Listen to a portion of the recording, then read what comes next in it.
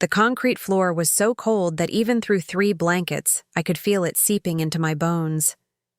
At 72 years old, Linda Patterson never imagined she'd be sleeping on a fold-out cot in a damp basement, while her son Kevin and his family lived comfortably in the rooms above her head. Before we jump back in, tell us where you're tuning in from, and if this story touches you, make sure you're subscribed. Because tomorrow, I've saved something extra special for you. Every night, I listen to their footsteps overhead, the sound of normal family life happening just beyond my reach. What Kevin didn't know was that the very house where he relegated me to the basement was actually mine, along with 2 other houses on the same street that he walked past every single day, completely oblivious to the fact that his supposedly helpless mother owned more property on Oakridge Drive than anyone else in the neighborhood. The basement. Arrangement started 6 months ago when Kevin convinced me to sell my cozy 2-bedroom apartment downtown. He painted such a beautiful picture of multi-generational living, of how wonderful it would be for Tyler to grow up close to his grandmother, of how I could help with babysitting while saving money on rent. At the time, it seemed like a blessing. My grandson Tyler had always been the light of my life, and after my husband Frank passed away 3 years ago, the loneliness in that apartment had become overwhelming. Kevin drove his pickup truck to help me move my belongings, though he made it clear from the start that space would be limited. Most of my furniture would have to go into storage, he explained, because Tracy had already decorated the house exactly how she wanted it. I didn't mind too much then. I was just grateful to be closer to family, to feel needed again. The basement, Kevin assured me, was only temporary while they figured out how to rearrange the upstairs to make room for me properly. That was 6 months ago, and the basement had become my permanent residence. The space was unfinished, with exposed pipes running along the ceiling and a concrete floor that never seemed to warm up, no matter how many space heaters I plugged in. My bed was a fold-out cot that Kevin had picked up at a garage sale, complete, with a thin mattress that left me waking up with aches in places I didn't even know could hurt. A single small window near the ceiling provided the only natural light, though it was mostly blocked by an overgrown hedge that Tracy refused to trim because she liked the privacy it provided. My daily routine had become something I barely recognized. Every morning at 6, I would carefully climb the creaky wooden stairs, trying not to wake the family, and prepare breakfast for everyone. Kevin liked his eggs over easy with wheat toast. Tyler preferred pancakes cut into fun shapes. And Tracy insisted on her elaborate smoothie with organic ingredients that cost more than I used to spend on groceries for an entire week. After breakfast, I would pack Tyler's lunch for school, making sure to include the special snacks that Tracy had approved, then wave goodbye from the kitchen window as Kevin dropped him off on his way to work. The rest of my day was spent cleaning their house, doing their laundry, and preparing dinner. Tracy worked part-time at a boutique clothing store, but even on her days off, she never lifted a finger around the house. She would lounge on the couch watching lifestyle shows about home decoration, occasionally calling down to the basement to ask me to bring her a snack or adjust the temperature on the thermostat. When I suggested that perhaps we could switch off on cooking duties, she laughed and said that my cooking was so much better than hers. So why change a good thing? Kevin's construction business had been struggling for the past year, which I knew was causing him stress. The housing market in Maplewood Heights had slowed down considerably, and several of his regular clients had postponed their renovation projects. I tried to be understanding when he came home in bad moods, when he snapped at me for using too much hot water for my evening shower, or when he complained about the electric bill being higher because of my space heaters in the basement. What really hurt was how they treated me around Tyler. In front of my grandson, I was Grandma Linda, who lived in the basement because that was just where grandmas lived in their house. Tyler accepted this as normal because he was only 8 years old, but I could see the questions starting to form in his bright little mind. When his friends came over for playdates, Tracy would quickly usher them upstairs and tell Tyler that the basement was off-limits to visitors.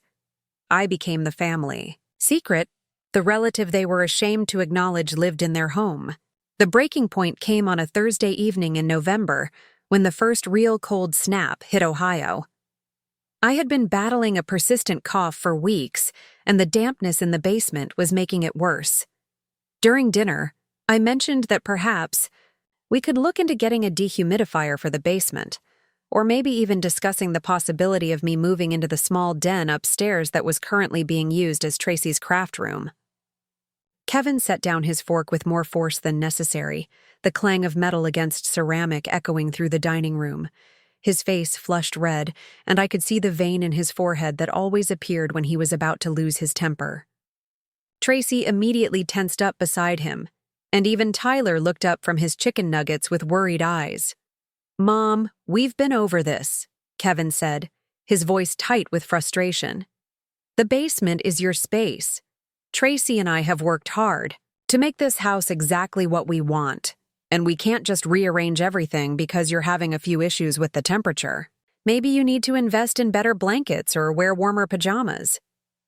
Tracy nodded along, adding her own commentary in that syrupy sweet voice she used when she wanted to sound reasonable while being completely unreasonable. "Linda, you know how much I love my craft room. It's where I make all the decorations for Tyler's school events and create the handmade gifts for Kevin's clients. Moving all of that would be such a huge disruption, and honestly, basements are supposed to be cooler. That's just how houses work." I looked at Tyler, who was watching this exchange with wide eyes, and decided not to push the issue further. The last thing I wanted was for my grandson to witness a family argument, especially one where his parents were being so dismissive of his grandmother's basic comfort and health. That night, as I lay on my cot listening to the furnace kick on and off, sending warm air to every room in the house except the basement, I made a decision that would change everything. I pulled out my cell phone and scrolled through my contacts until I found Nancy Brooks, the real estate agent who had helped me with my property investments over the years. Nancy had always been discreet about my business dealings, understanding that I preferred to keep my financial situation private, even from my own family. "Nancy," I whispered into the phone when she answered. "It's Linda Patterson. I think it's time we discussed making some changes to my rental properties." Nancy's voice was warm and professional, even though it was nearly 10 o'clock at night. "Of course, Linda. What did you have in mind? Are you thinking about selling one of the Oakridge Drive properties, or perhaps adjusting the rental terms?" I pulled my blankets tighter around my shoulders and smiled for the first time in weeks. "Actually, I was thinking about moving into one of them myself, and I believe it's time my son learned exactly who owns what on this street." The next morning, I went through my usual routine of preparing breakfast and getting Tyler ready for school, but something was different. There was a lightness in my step that I hadn't felt in months, a sense of purpose that had been missing from my daily life. Kevin and Tracy didn't notice the change, of course. They were too busy discussing their plans for Thanksgiving, debating whether to host Tracy's parents or travel to her sister's house in Columbus. "What do you think, Mom?" Kevin asked, though it was clear he was just being polite. "Would you be okay managing Tyler if we decided to go to Columbus for the weekend?" I buttered Tyler's toast with careful precision, taking my time before answering. "Actually, Kevin, I think it's time we had a serious conversation about my living situation here." Tracy looked up from her smoothie with a slightly annoyed expression. "Linda, we just talked about this last night. The basement is perfectly fine, and we really can't accommodate any major changes right now." I set down the butter knife and turned to face both of them, my hands folded calmly in front of me. "I understand that you feel the basement is adequate, but I've decided it's time for me to move out and find my own place again." The kitchen fell silent, except for the hum of the refrigerator and the sound of Tyler crunching his cereal. Kevin and Tracy exchanged a look that I recognized immediately. It was the same expression they wore whenever they discussed financial concerns, the same worried glance they shared when bills arrived in the mail. "Mom, you know we can't afford to help you with rent right now," Kevin said, his voice taking on a patronizing tone that made my jaw clench.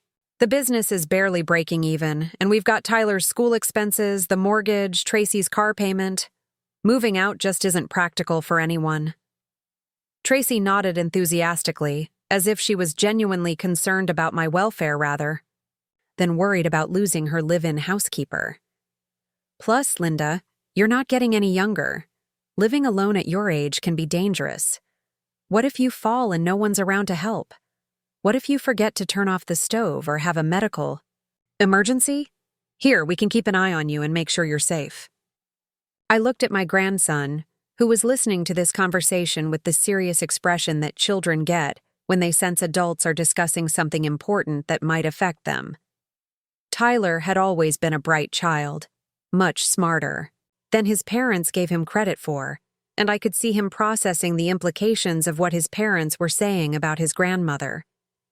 "Don't worry about my safety or my finances," I said, keeping my voice steady and calm. "I've been managing both quite well for many years. In fact, I think you'll be surprised at just how well I've been managing them." Kevin laughed, but there was no humor in it. "Mom, I know you think you're independent, but let's be realistic here.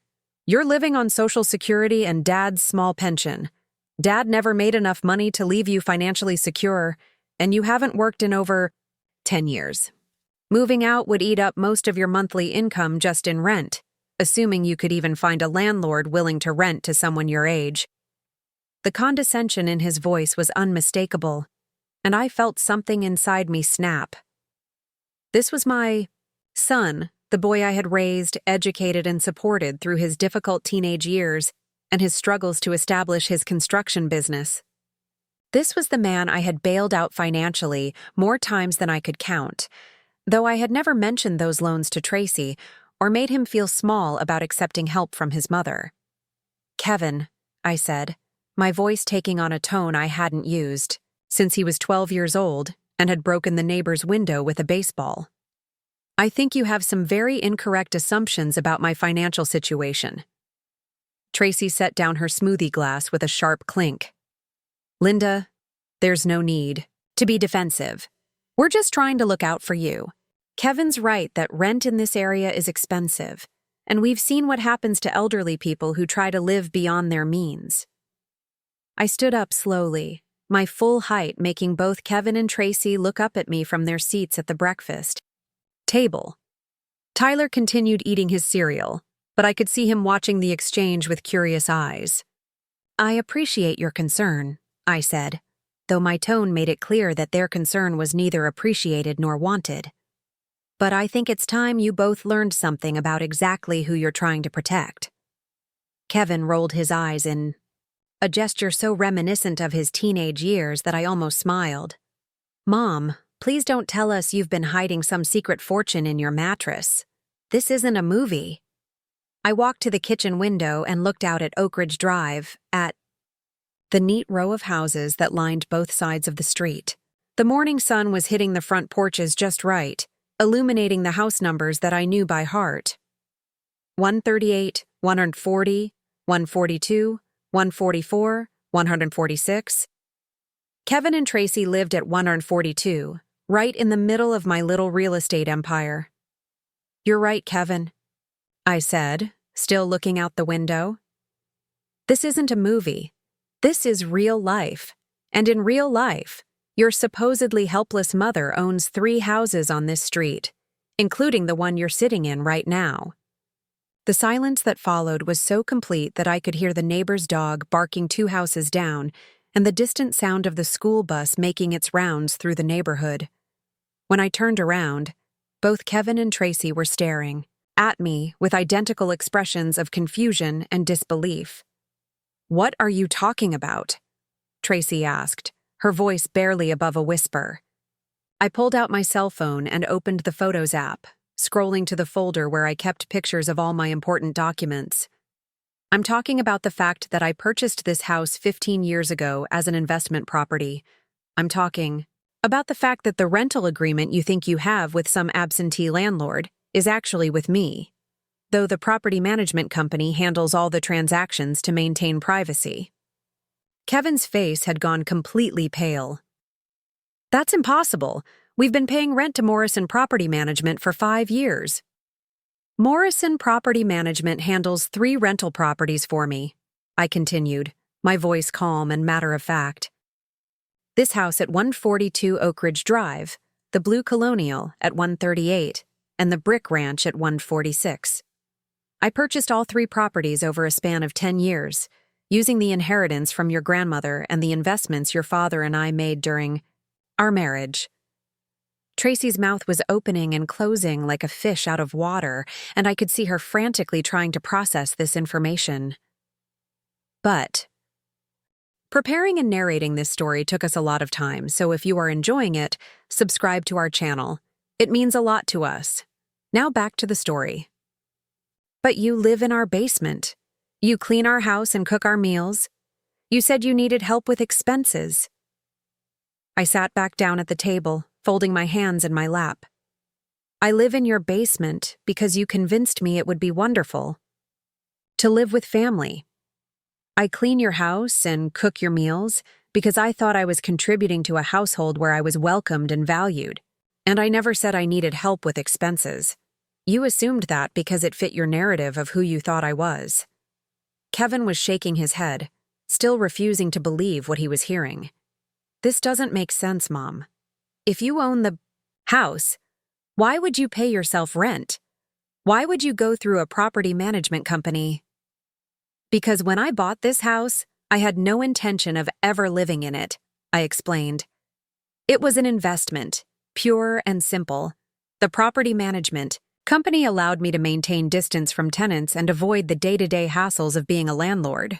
When you and Tracy were looking for a place to rent 5 years ago, Nancy Brooks suggested this house through Morrison, and I thought it would be nice to have you close by without interfering in your independence. The weight of what I was telling them was starting to sink in, and I could see Kevin's mind racing as he tried to reconcile this new information with everything he thought he knew about his mother's financial situation. You're telling me, he said slowly, that for the past 5 years, we've been paying rent to live in your house? That's exactly what I'm telling you. Tracy suddenly stood up, her chair scraping against the kitchen floor. This is ridiculous. If this were true, you would have told us.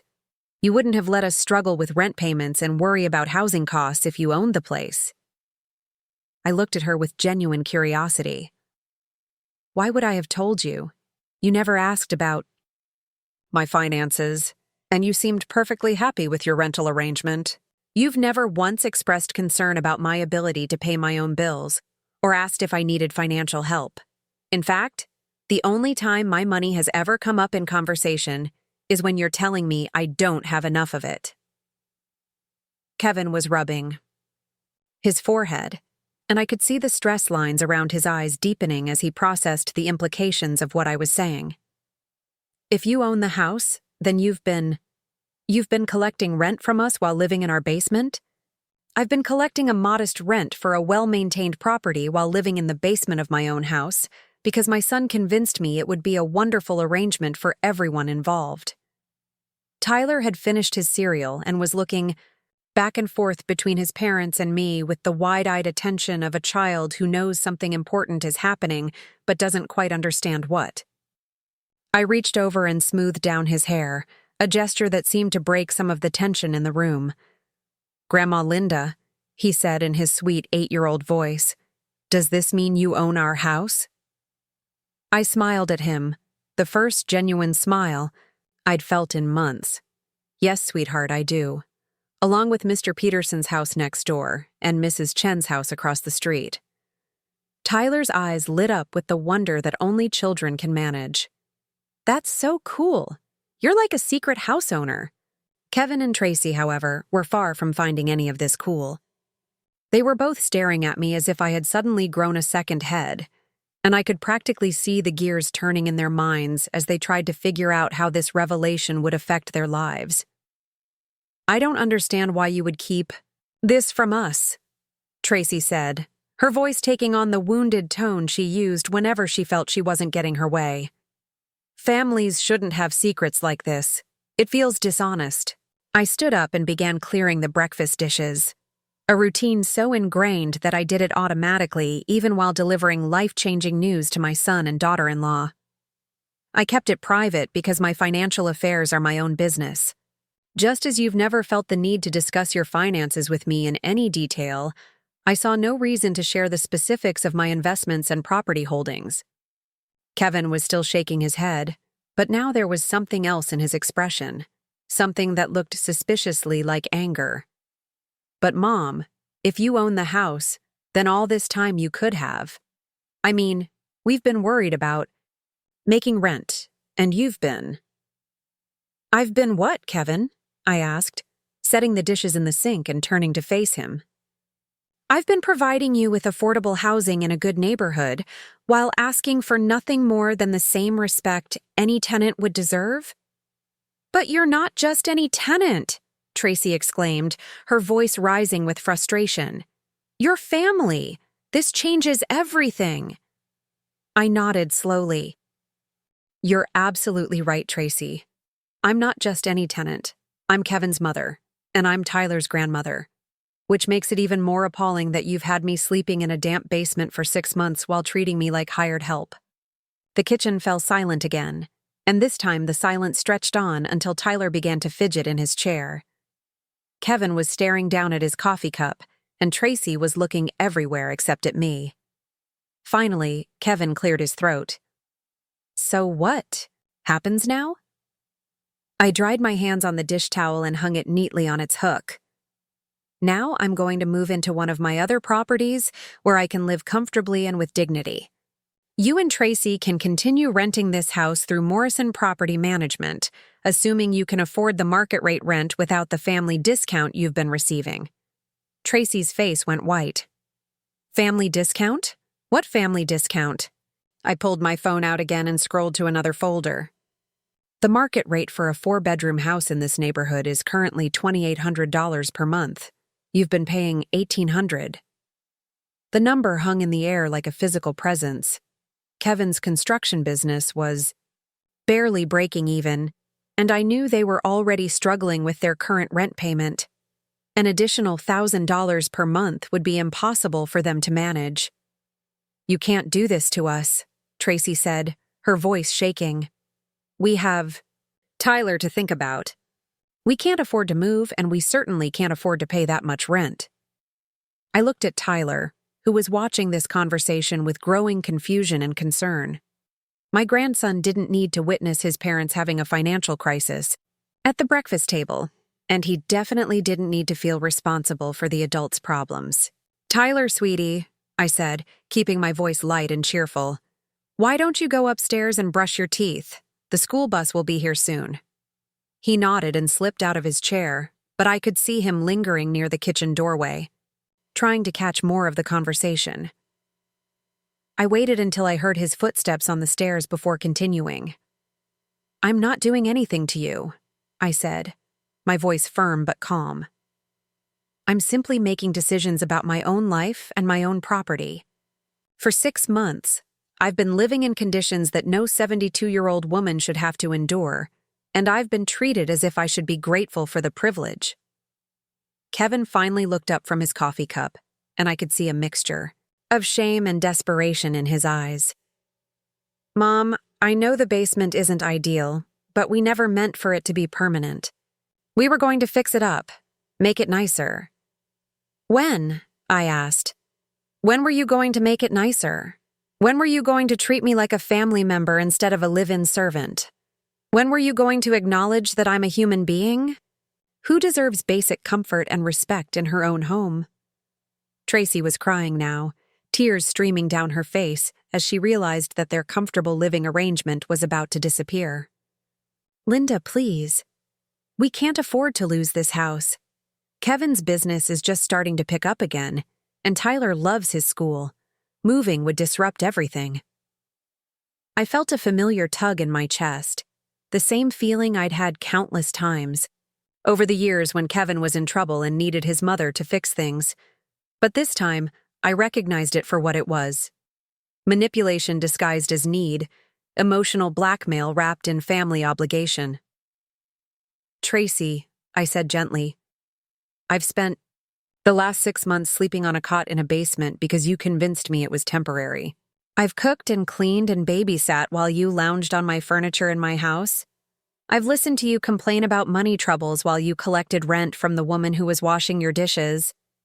If you're concerned about Tyler's stability and education, perhaps you should have thought about that before you decided his grandmother wasn't worthy of a decent place to sleep.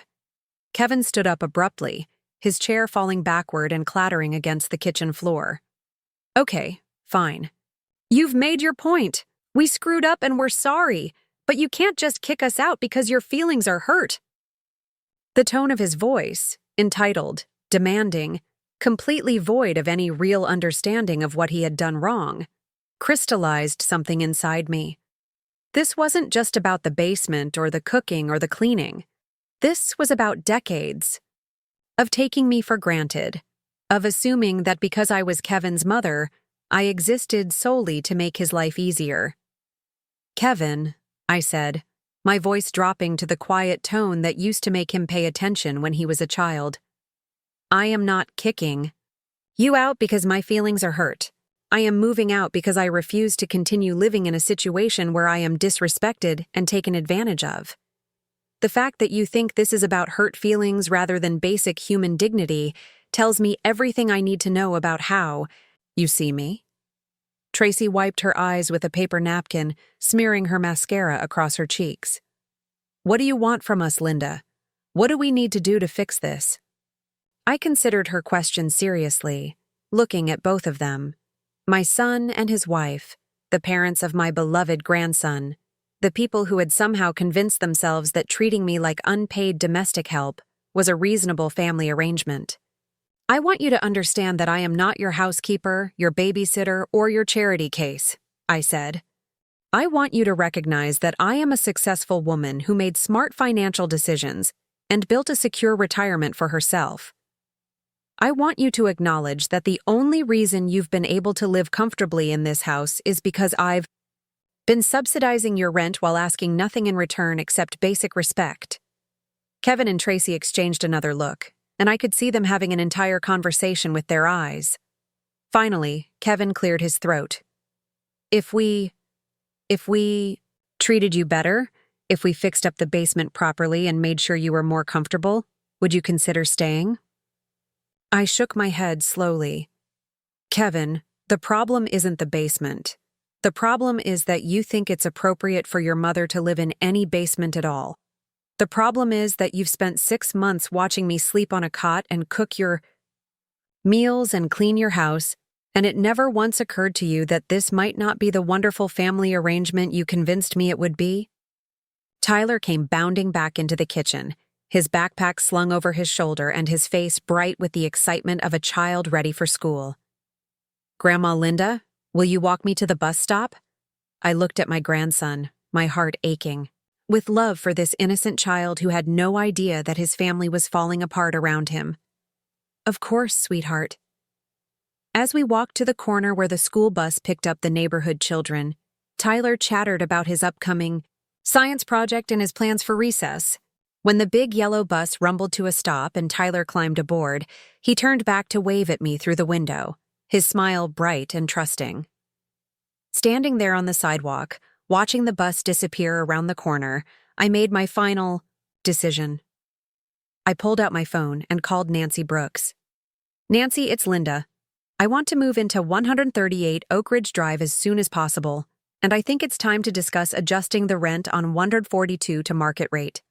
As I walked back toward Kevin's house, my house, I could see him and Tracy through the kitchen window, their heads bent together in what was clearly an intense conversation. They were probably trying to figure out how to convince me to change my mind, how to make me believe that things would be different if I just gave them another chance. But I was done giving chances to people who only valued me when they needed something from me. At 72 years old, I was finally ready to start living for myself. The next 3 days passed in a strange, tense atmosphere that reminded me of the calm before a thunderstorm. Kevin and Tracy moved around the house like they were walking on eggshells, their voices unnaturally polite whenever they spoke to me, their smiles forced and uncomfortable. They had clearly spent considerable time discussing strategy, trying to figure out how to handle their newly revealed situation without actually addressing the fundamental problems that had led us to this point. Kevin made a show of helping me carry laundry upstairs, something he hadn't done once in the 6 months I'd been living there. Tracy suddenly developed an interest in my comfort, asking if I needed extra blankets or if the basement was too cold. But neither of them suggested I move out of the basement, and neither of them acknowledged that their treatment of me had been completely inappropriate. On Friday morning, as I was preparing breakfast, Tracy approached me with what she clearly thought was a brilliant solution to our family crisis. She was wearing her best smile, the one she used when she wanted something from the boutique customers who couldn't quite afford the prices but might be convinced to stretch their budgets. "Linda?" she said, her voice dripping with false sweetness. "Kevin and I have been talking, and we think we've found a way to make everyone happy. What if we converted the den into a proper bedroom for you? We could move all my craft supplies to the basement, and you could have a real room upstairs with us." I continued scrambling eggs, keeping my expression neutral while I processed this offer. The den was the smallest room in the house, barely large enough for a twin bed and a dresser.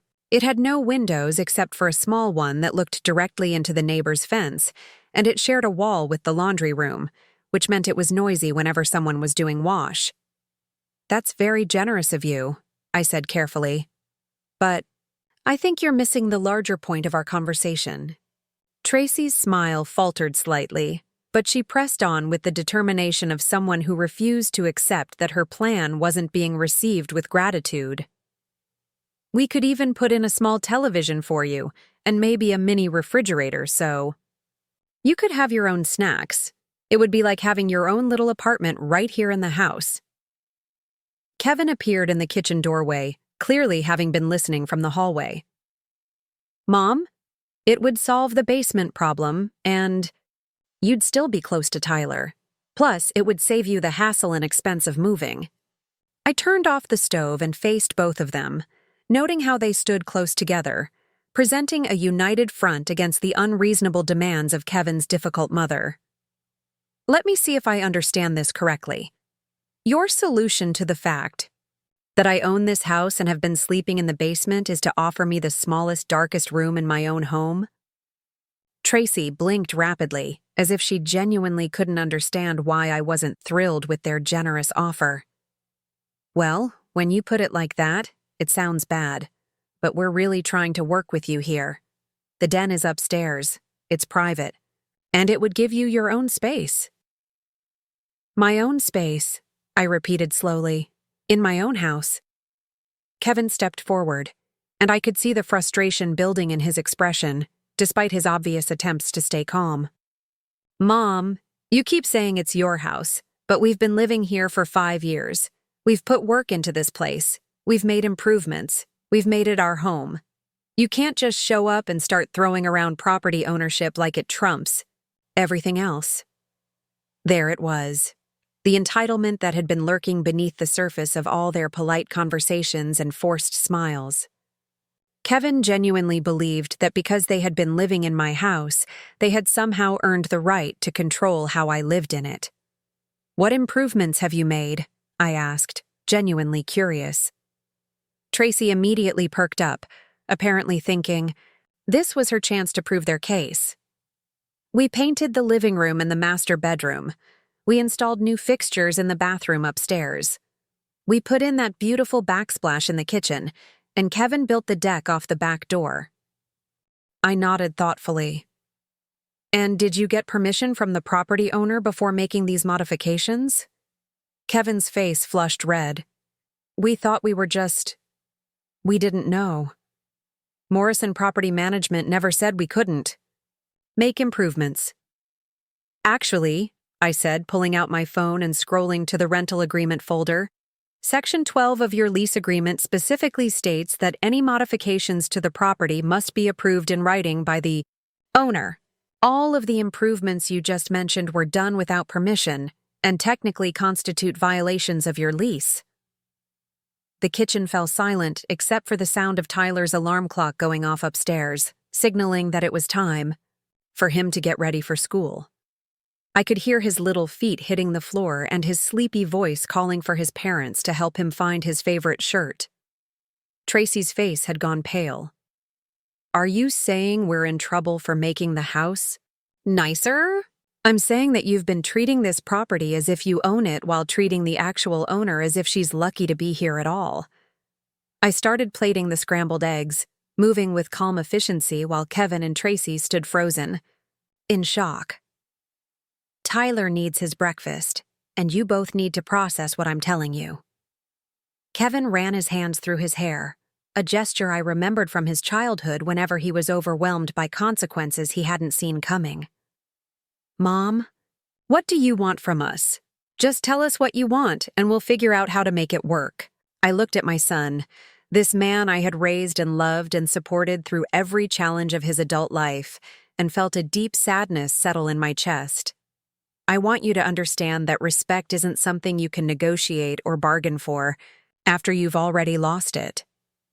I want you to recognize that the way you've treated me for the past 6 months says something about who you are as people, not just how you handle inconvenient living situations." Maid Tracy was shaking her head, tears starting to form in her eyes. "We never meant to disrespect you. We were just trying to make the best of a difficult situation. The basement was supposed to be temporary, and we really were planning to fix it up." "When?" I asked again, the same question I had posed 3 days earlier. "When were you planning to fix it up? When were you planning to make it suitable for a human being to live in? When were you planning to treat me like family instead of like staff?" Before either of them could answer, Tyler came bouncing into the kitchen, his hair sticking up in 3 different directions and his school uniform only half buttoned. "Grandma Linda! Dad! Mom! I can't find my math homework!" The adults' conversation immediately ceased as we all shifted into morning routine mode. I helped Tyler button his shirt while Kevin searched through the backpack that had been carelessly thrown by the front door. Tracy poured orange juice and packed Tyler's lunch, though I noticed she included none of the special touches that I usually added. The note with a funny drawing, the extra cookie, the carefully cut apple slices arranged. In a smiley face, as Tyler ate his breakfast, he chattered about his plans for the school day, completely oblivious to the tension that had been dominating the kitchen just moments before. He told us about the book report he was excited to present and the playground game he and his best friend Marcus had invented during recess yesterday. "Grandma Linda," he said between bites of eggs, "will you help me practice my book report when I get home? I want to make sure I don't forget any of the important parts." I smoothed down his unruly hair and smiled at him. "Of course, sweetheart. I'd love to help you practice." Kevin and Tracy exchanged another one of their meaningful looks, and I could practically see them calculating how my potential departure would affect their childcare arrangements.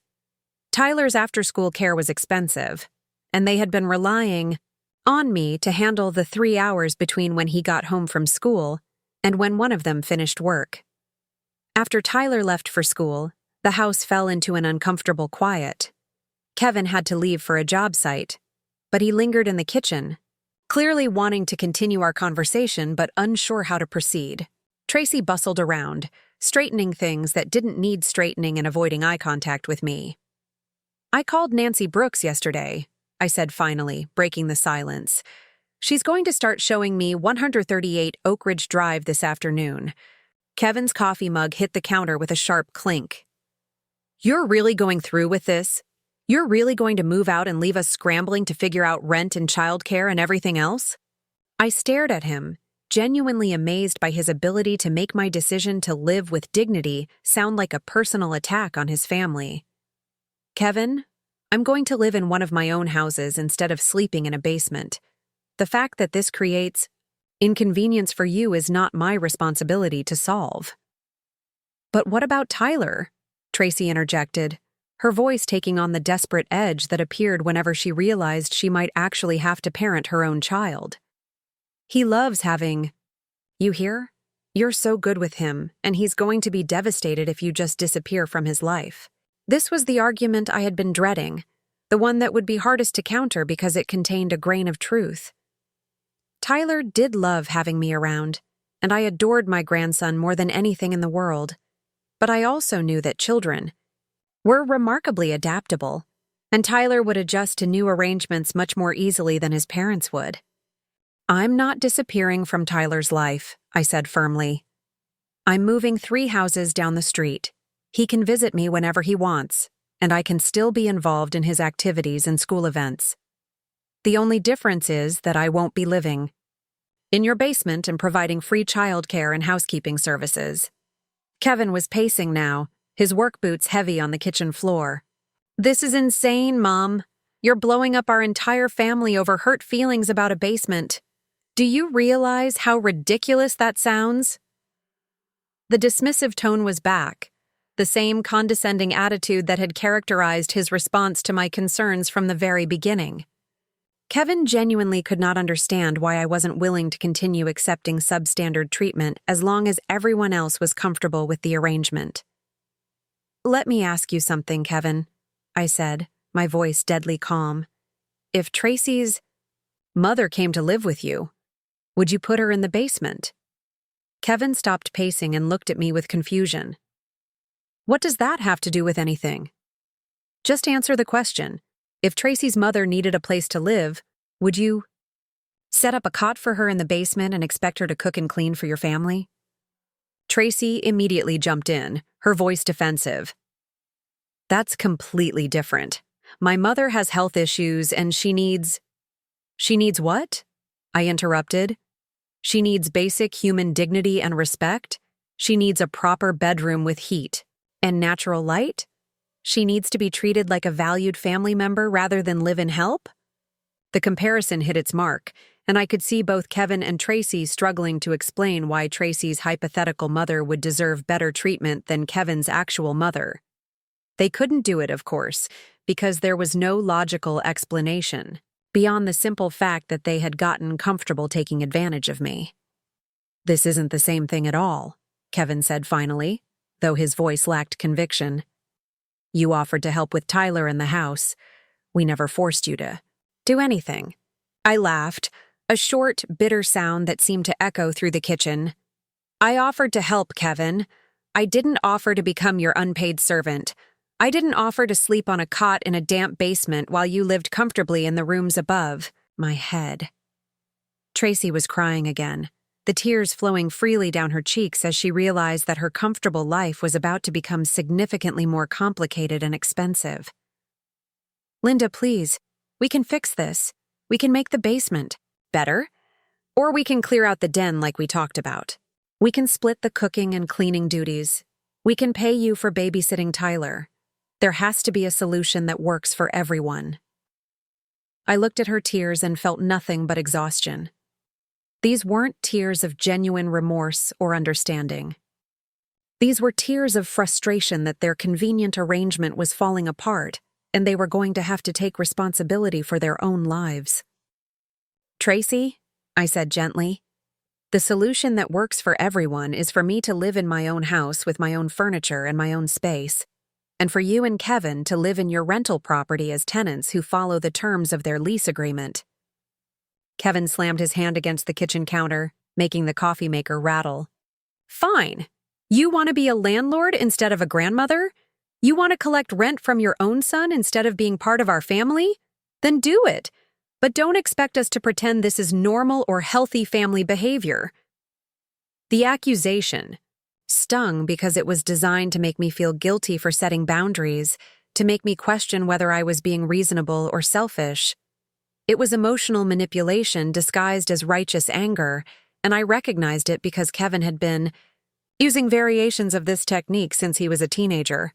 Kevin, I said, standing up to my full height and looking directly into his eyes, I have been part of this family for 6 months.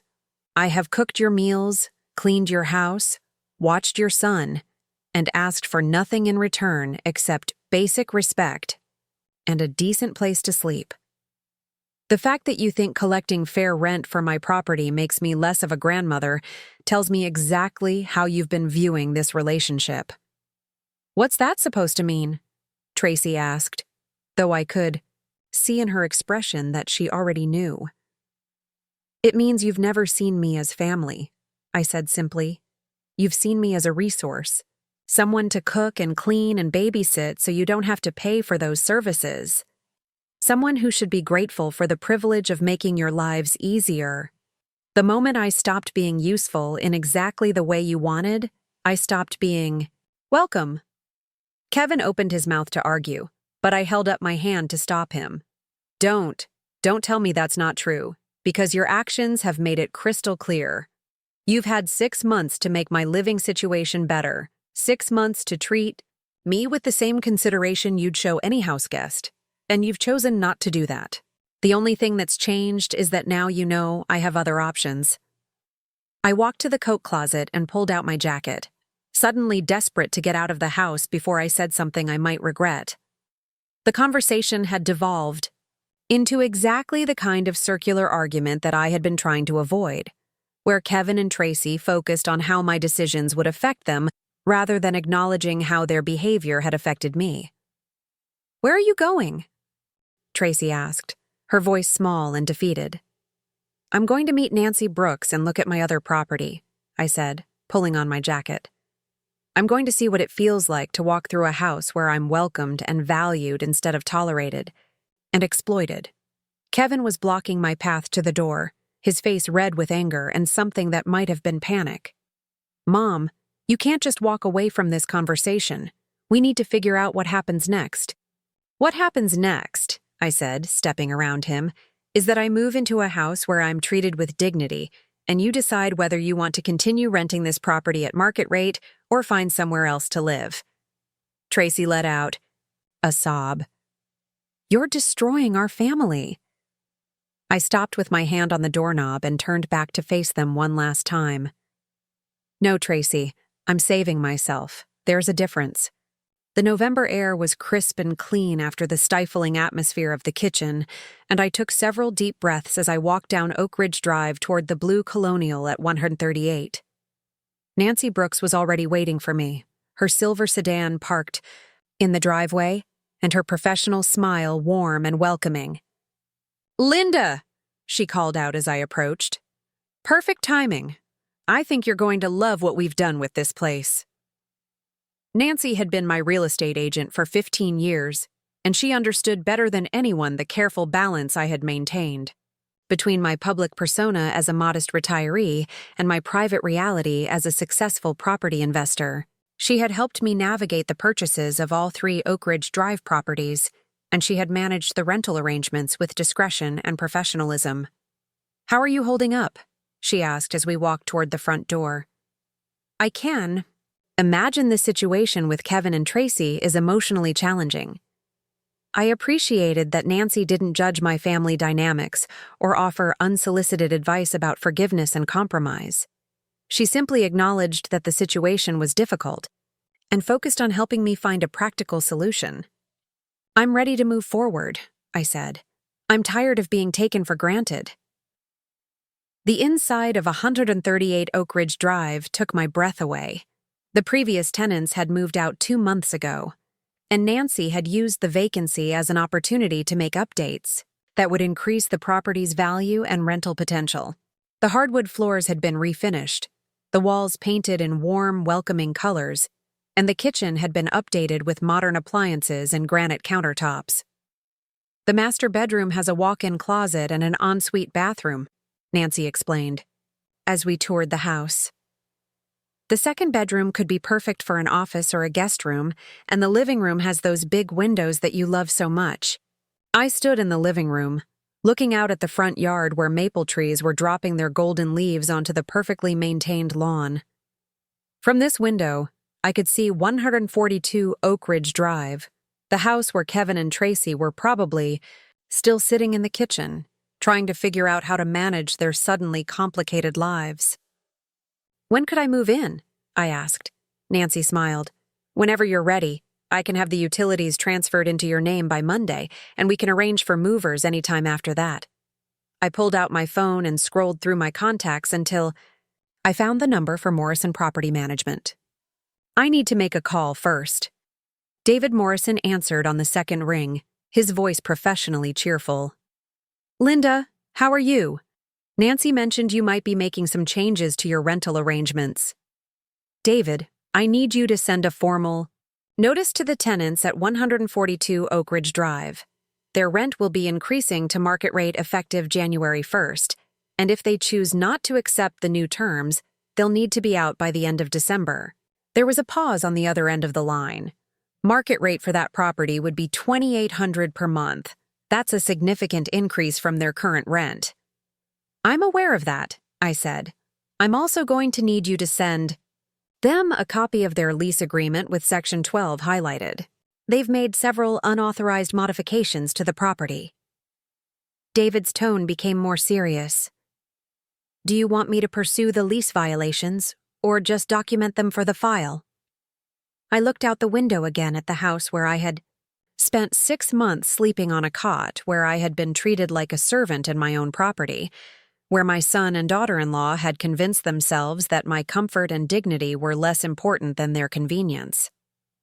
Document them for now, I said, but I want it clear that any future modifications require written approval from the property owner. After I hung up, Nancy and I spent another hour going through the practical details of my move. We discussed furniture arrangements, utility transfers, and the timeline for getting everything organized.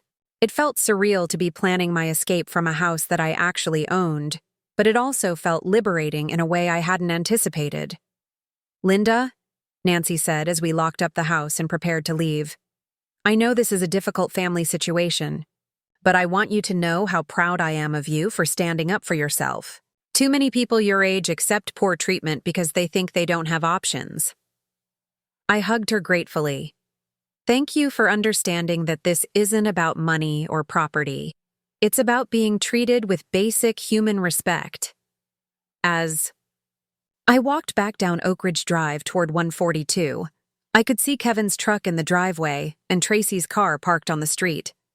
They were both home, probably waiting for me to return so they could continue trying to negotiate their way out of the consequences of their behavior.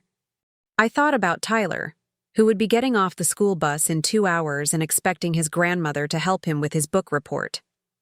I thought about the bedtime stories I read to him every night, and the way his face lit up when I helped him with his math homework. Moving out of Kevin's house didn't mean abandoning my grandson, but it did mean establishing new boundaries for how I would be involved in his life. When I opened the front door, I could hear Kevin and Tracy talking in urgent whispers in the living room. Their conversation stopped abruptly when they heard me come in, and they both appeared in the hallway with expressions of forced optimism. How did it go? Tracy asked, though her tone suggested she was hoping I would report that 138 Oakridge Drive was unsuitable for some reason. It's perfect, I said simply. I'll be moving in next week. Kevin stepped forward, his hands raised in a gesture of surrender. Mom, wait. Before you make any final decisions, Tracy and I have been talking, and we think we've come up with a solution that could work for everyone. I hung my jacket in the closet and turned to face them. What kind of solution? Tracy's face was bright with the enthusiasm of someone who thought she had solved an impossible puzzle. What if we paid you rent for the basement? Like, official rent, so you'd have income from the house, but you could still live here with us. And we could split all the household responsibilities equally, so you wouldn't feel like you're doing all the work. I stared at them, trying to process the stunning lack of awareness that this proposal represented.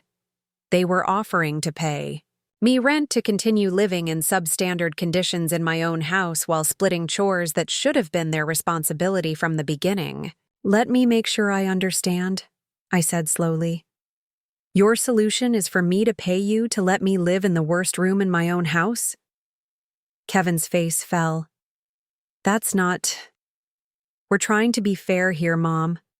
We're trying to find a way to make this work for everyone. No, I said, walking past them toward the stairs. You're trying to find a way to keep your comfortable arrangement while making minimal concessions to my comfort and dignity.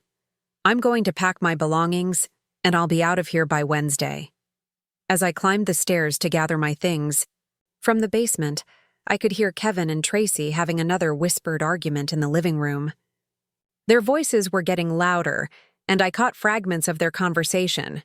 Concerns about money, complaints about my unreasonable expectations, and desperate plans for managing Tyler's care without my help. In the basement, I looked around at the space that had been my prison for 6 months. The cot with its thin mattress, the space heaters that never quite managed to warm the concrete floor, the single small window that barely let in any natural light. This was where my son had thought it was appropriate for his 72-year-old mother to live.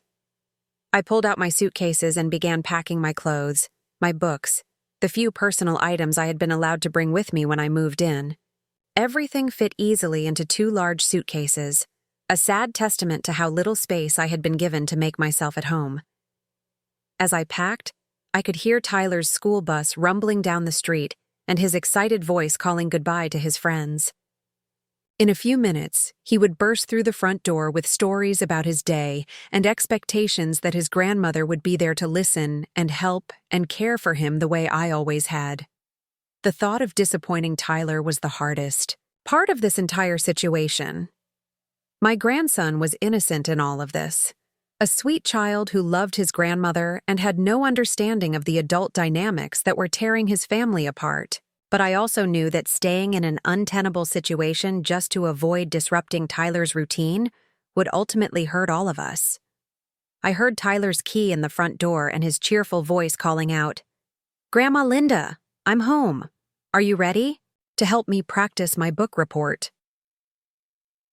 Taking a deep breath, I climbed the stairs one last time to face my family and begin the process of saying goodbye to the life I had been living and hello to the life I was finally ready to claim for myself.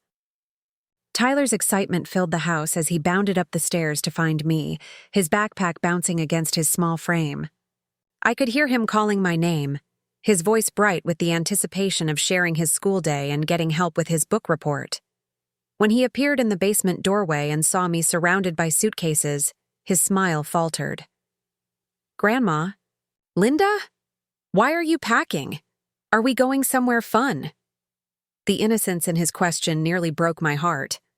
I sat down on the edge of my cot and patted the space beside me, inviting him to sit.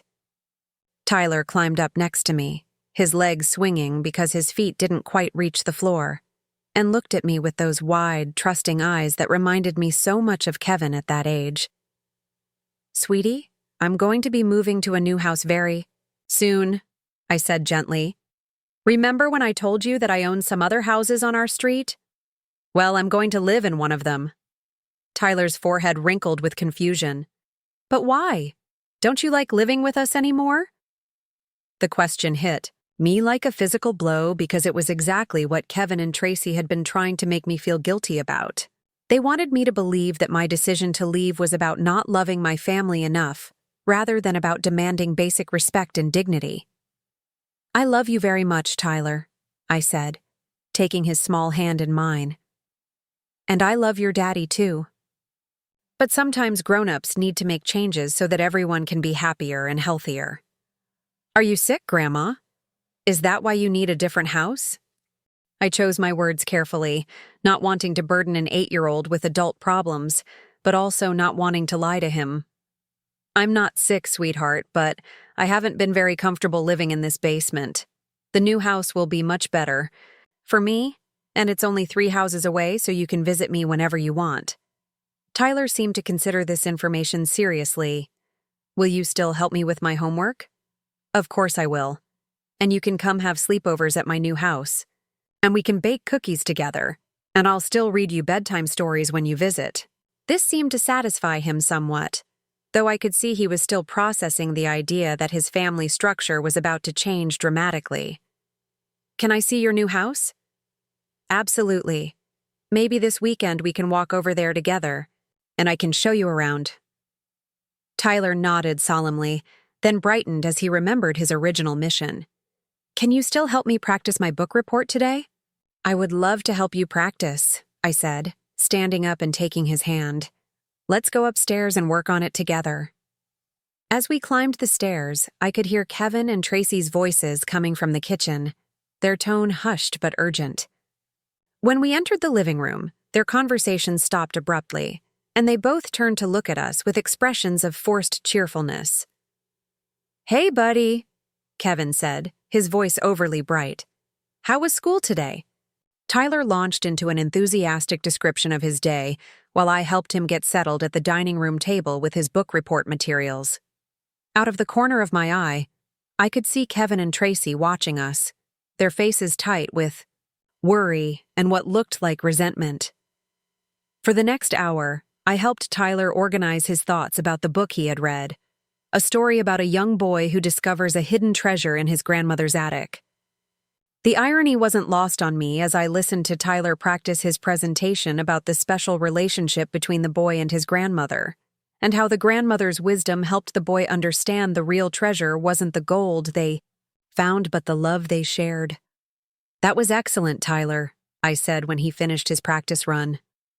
"You really understand what the author was trying to say about family relationships." Tyler beamed with pride, then looked at me with sudden concern. "Grandma Linda, when you move to your new house, will we still have a special relationship like the boy and his grandmother in the book?" Before I could answer, Tracy appeared beside the table, her smile tight and her voice artificially sweet.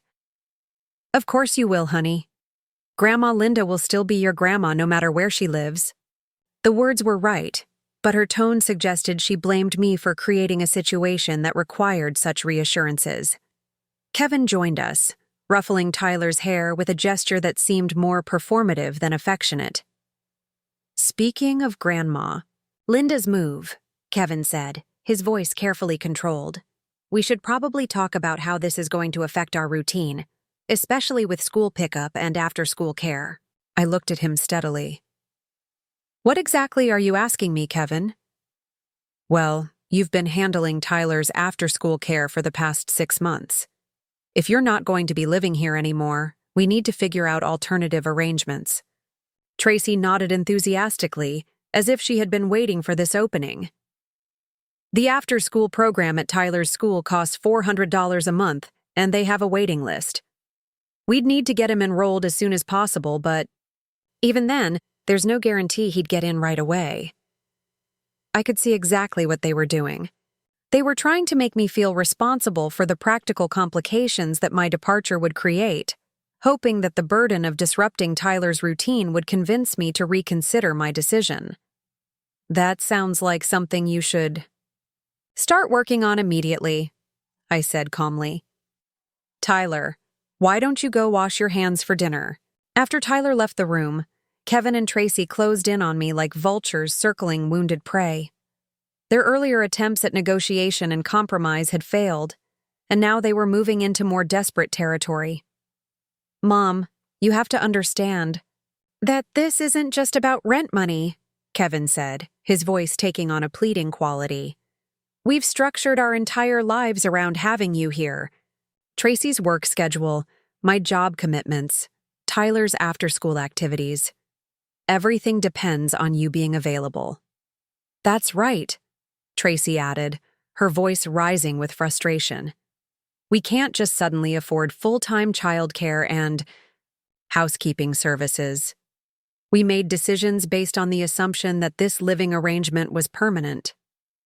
I stared at them both, amazed by their ability to make their poor planning and exploitation of my labor sound like my fault.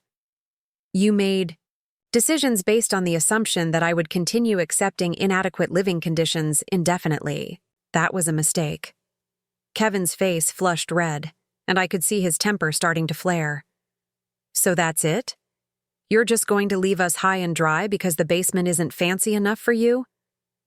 "Kevin, you've been charging yourself $1,800 a month to live in a house that you could rent for $2,800 anywhere else in this neighborhood. You've been getting a $1,000 monthly discount on your housing costs while your mother sleeps on a cot in your basement. If you can't afford to live here without exploiting my labor, then perhaps you should consider finding somewhere more within your budget. Tracy gasped as if I had slapped her.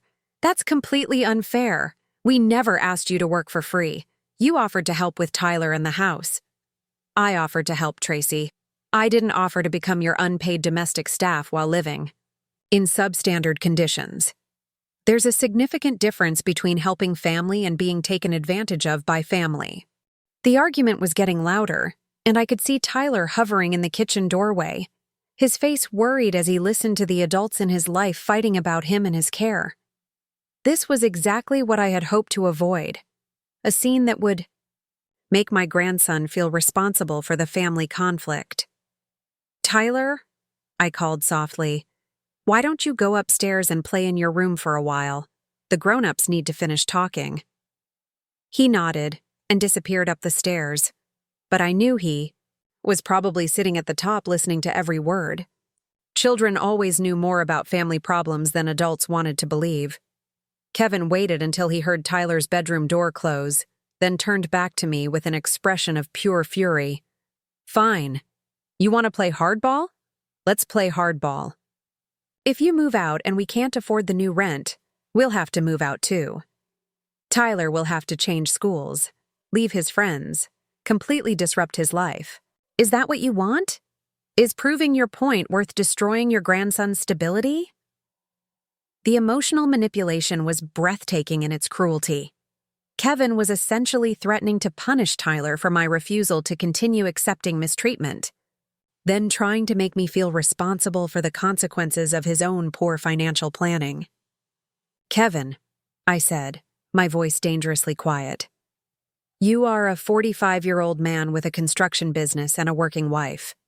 If you cannot afford market-rate rent for a house in this neighborhood, that is a problem you need to solve, not a weapon you should use against your mother." Tracy was crying again, but this time her tears seemed more calculated than genuine. "Linda, please. We're not trying to manipulate you.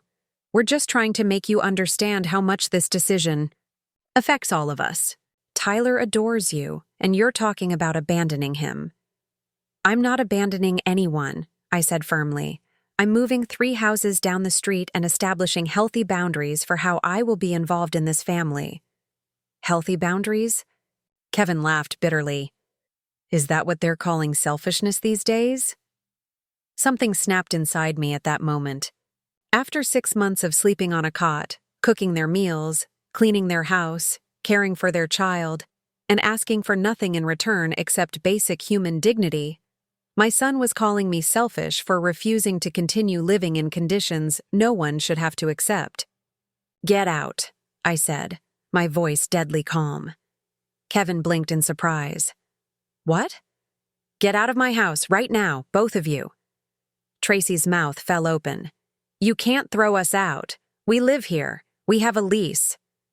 "You have a lease that you've violated multiple times by making unauthorized modifications to my property," I said, pulling out my phone. "You have a lease that includes a clause about respectful treatment of the property owner, which you've violated repeatedly.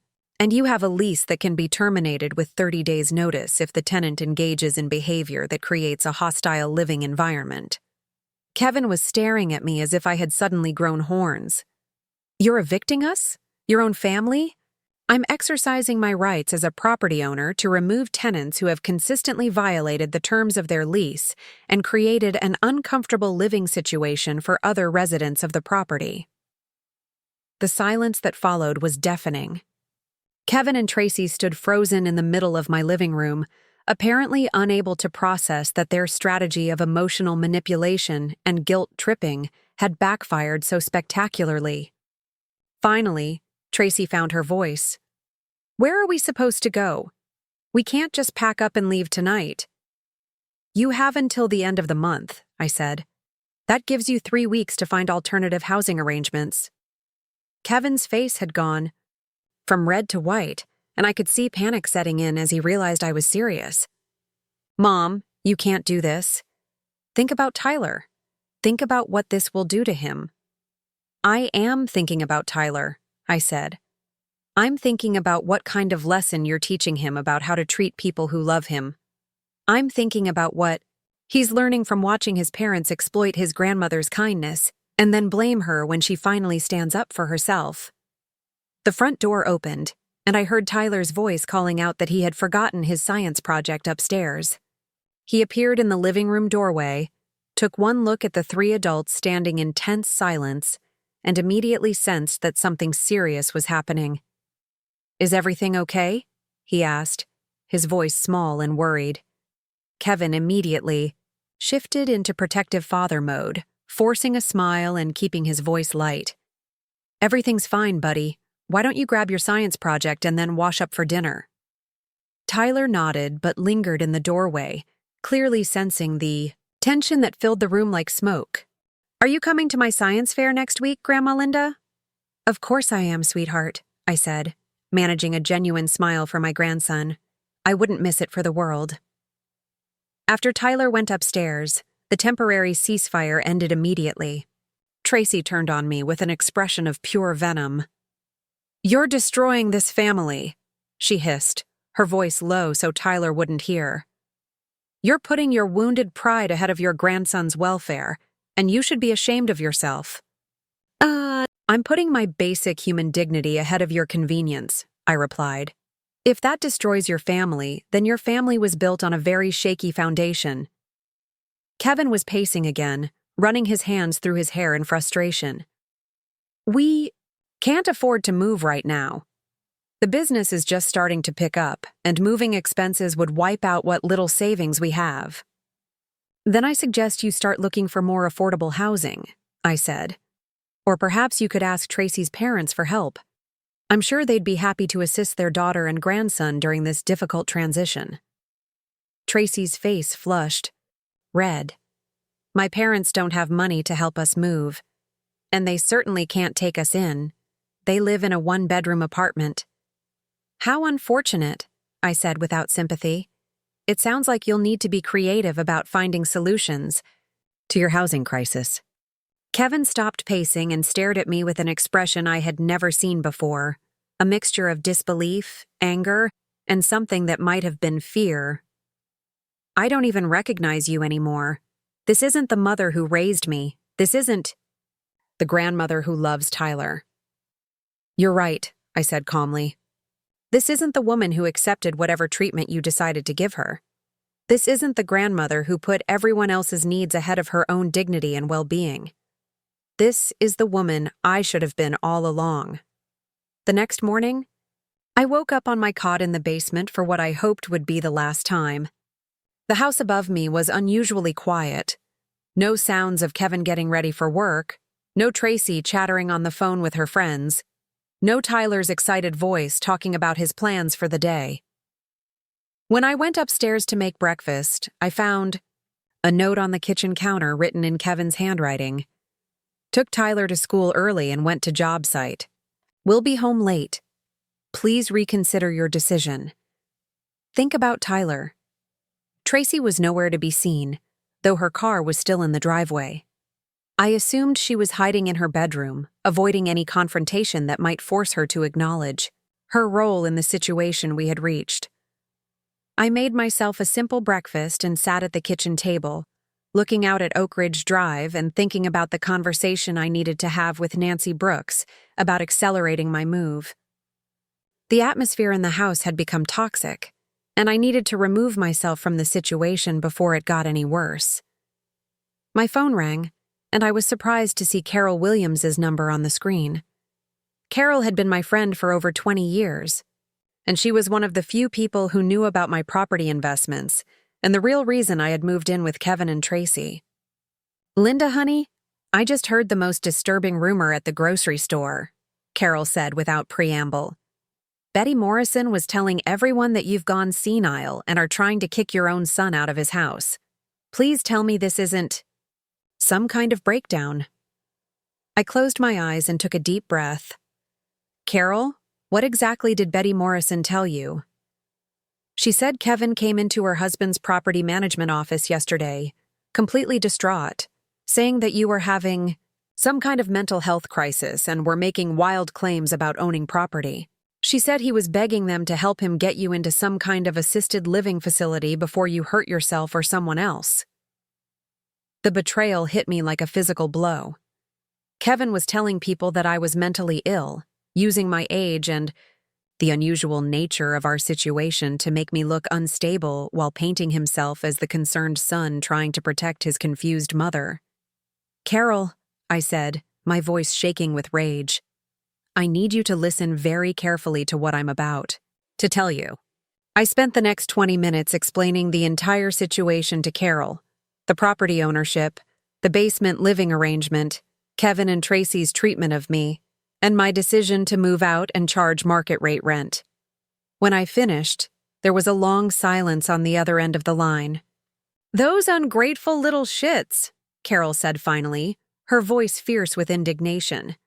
"How dare they treat you like that? And how dare Kevin try to make you look mentally ill just because he's been caught exploiting his own mother? I need you to help me do some damage control," I said. "Kevin is apparently spreading rumors about my mental state, and I need people to know the truth before this gets completely out of hand." "Consider it done," Carol said. "I'll call Margaret and Susan and Joan, and we'll make sure everyone knows exactly what's been going on. By the time we're finished, Kevin Torres won't be able to show his face at the grocery store without people whispering about what a terrible son he is." After I hung up with Carol, I called Nancy Brooks and asked her to meet me at 138 Oakridge Drive immediately. I needed to accelerate my move, and I needed to document my mental competency before Kevin's rumors gained any more traction. Nancy arrived within 30 minutes, accompanied by a notary public and Dr. Sarah Chen, a geriatrician who had been my physician for several years. Nancy had anticipated Kevin's strategy and had come prepared to counter it. "Linda," Dr. Chen said after we had settled in the living room of my new house, "Nancy explained that there might be some questions about your mental capacity. I'd like to conduct a brief evaluation just to document your cognitive state for legal purposes."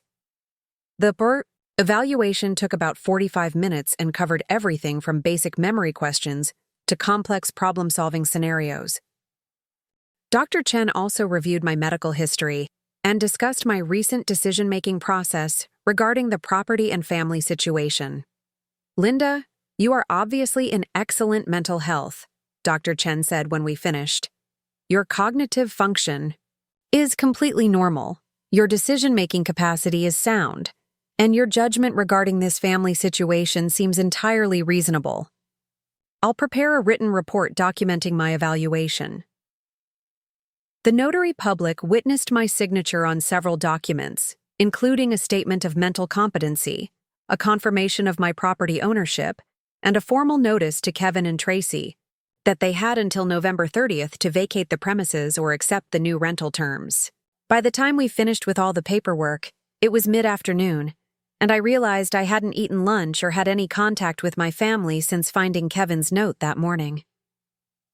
As we were preparing to leave, my phone rang with a call from Tyler's school. "Mrs. Patterson, this is Mrs. Rodriguez from Maplewood Elementary. I'm calling because Tyler seems very upset today, and he's asking to go home. He says there's been some kind of family emergency."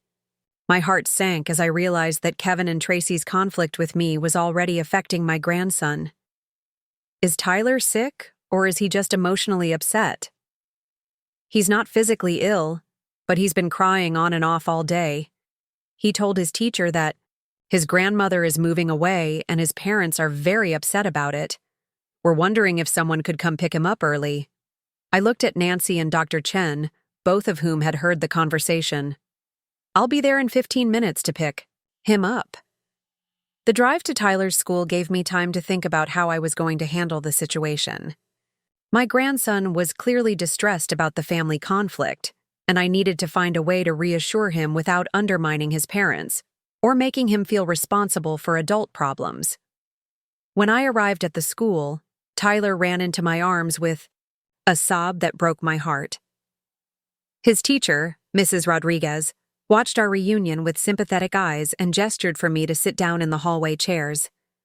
"Tyler, sweetheart, tell me what's wrong," I said, holding him close and stroking his hair. "Daddy said you don't want to live with us anymore because we're bad," Tyler said through his tears. He said you might go far away and we might not see you very much. I felt my anger at Kevin reach a boiling point. He was using our 8-year-old grandson as an emotional weapon, telling him things that would make him feel guilty and responsible for the adult conflict happening around him. "Tyler, look at me," I said, gently lifting his chin so I could see his face. "Your daddy is wrong. You are not bad, and I'm not moving away because of anything you did. I'm moving to a house that's better for me, but it's only 3 houses away from yours. You'll still see me all the time." "But why is Daddy so upset? Why is Mommy crying all the time?" I chose my words very carefully. Sometimes grown-ups have disagreements about how things should work in a family. Your parents and I have different ideas about some things, and we're trying to figure out the best solution for everyone. Tyler seemed to consider this explanation. "Are you mad at me for something?" "Oh, sweetheart, no," I said, hugging him tighter. "I could never be mad at you. You are the best grandson in the whole world, and I love you more than anything.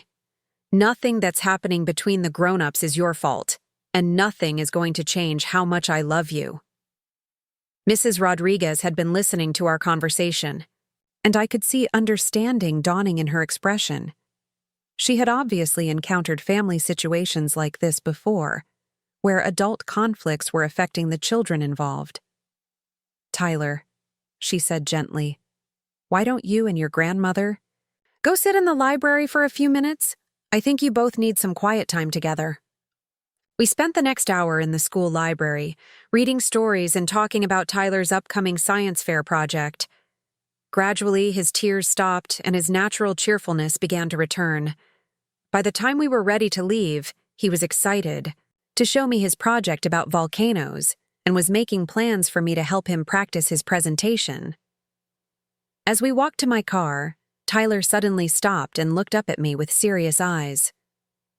"Grandma Linda, when you move to your new house, can I have a sleepover there sometimes?"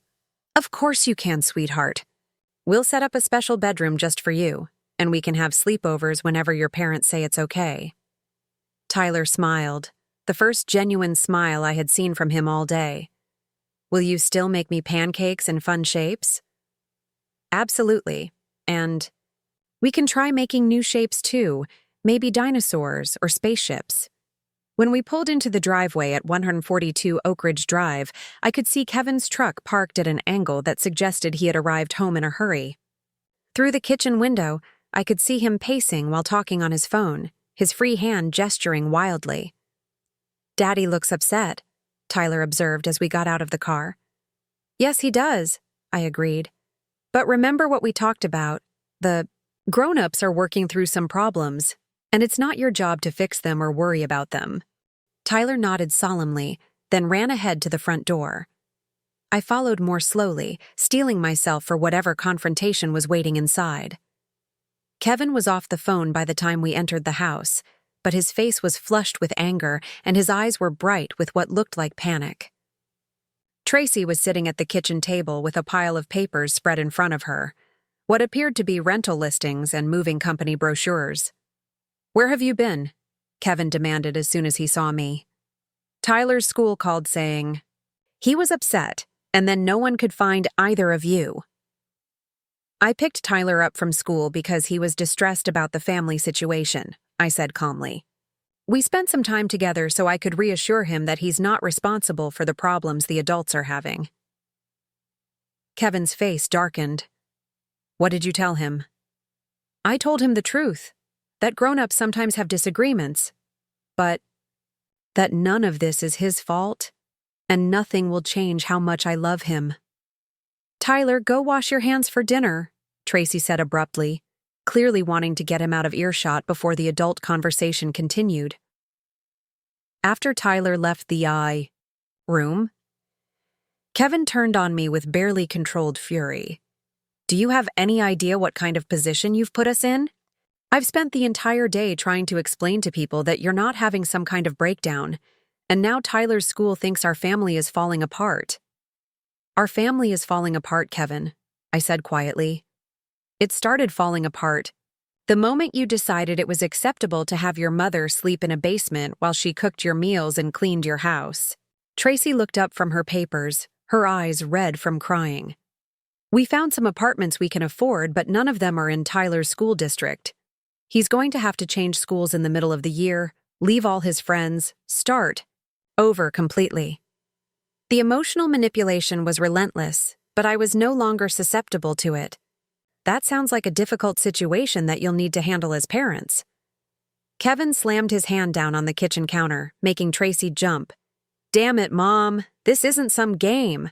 We're talking about real consequences for real people. Tyler is going to pay the price for your wounded pride. Tyler is going to pay the price for your poor financial planning and your decision to exploit your mother's kindness, I corrected. I didn't create this situation, Kevin. I simply stopped accepting it. As if summoned by the mention of his name, Tyler appeared in the kitchen doorway, his hands clean and his face bright with anticipation. What's for dinner? I'm really hungry. The question hung in the air as all three adults realized that no one had prepared dinner. In the chaos of arguments and emotions and recriminations, the basic task of feeding an 8-year-old had been completely forgotten. I'll order pizza, Tracy said quickly, reaching for her phone. Actually, I said, standing up, I think I'll take Tyler out for dinner. We can go to that place with the arcade games that he likes. Tyler's face lit up with excitement. Really? Can we play the racing games? Of course we can, I said, smiling at my grandson's enthusiasm. Go get your jacket. As Tyler ran to get ready, Kevin stepped in front of me, blocking my path to the door. You're not taking him anywhere. You don't get to undermine our parenting and then waltz off with our son like nothing happened. I looked at my son, this man I had raised and loved and supported through every challenge of his life, and felt something die inside me. Kevin, Tyler is hungry, and no one in this house has made arrangements to feed him. I'm taking my grandson out for a meal and some fun, and I'm going to make sure he feels loved and secure despite the chaos you and Tracy have created around him. We'll figure out dinner, Tracy said desperately. You don't need to take him anywhere. No, I said firmly. You'll figure out your housing situation and your financial problems and your childcare arrangements. But tonight, Tyler is coming with me, and we're going to have a normal, peaceful evening together. Kevin was still blocking my path, his jaw clenched with anger. I won't let you turn him against us. I don't need to turn him against you, Kevin, I said sadly. You're doing that all by yourself. Tyler and I spent 3 hours at Chuck E. Cheese, playing arcade games and sharing a pizza while he told me about everything from his science project on volcanoes to his best friend Marcus's new puppy. For those precious hours, we existed in a bubble of normalcy where 8-year-old concerns about homework and playground politics took precedence over adult drama and family dysfunction. Watching my grandson's face light up as he managed to knock down all the pins in the bowling game, I realized how much I had missed simply enjoying his company without the constant undercurrent of tension that had permeated every interaction at Kevin's house. Here, away from his parents' stress and manipulation, Tyler was just a happy child having fun with his grandmother. Grandma Linda, he said as we shared a slice of pepperoni pizza, when I come visit your new house, can we have pizza parties? Like this? Absolutely, I said, ruffling his hair. We can have pizza parties and movie nights and baking days. Your new bedroom at my house is going to be right next to the kitchen, so you can help me make breakfast in the morning when you sleepover. Tyler's eyes widened with excitement. I get my own bedroom at your house? Of course you do. Every grandson needs his own special space at his grandmother's house. The pure joy on his face made all the conflict and heartache of the past few days worth it. This was what family should feel like. Love without conditions, joy without strings attached. Relationships based on mutual affection rather than convenience and exploitation. When I dropped Tyler off at home that evening, Kevin and Tracy were waiting in the living room with expressions of barely controlled fury.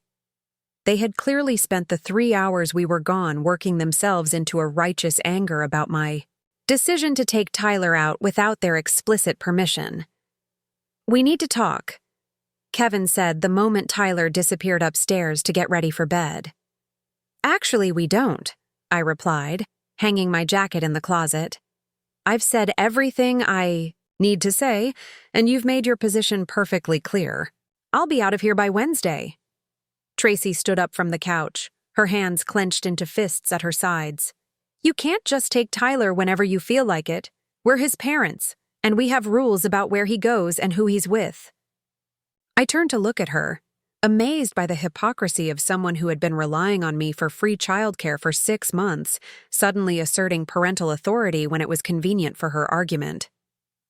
"Tracy, for the past 6 months, you've been perfectly happy to have me take Tyler to school, pick him up, help him with homework, feed him dinner, and put him to bed.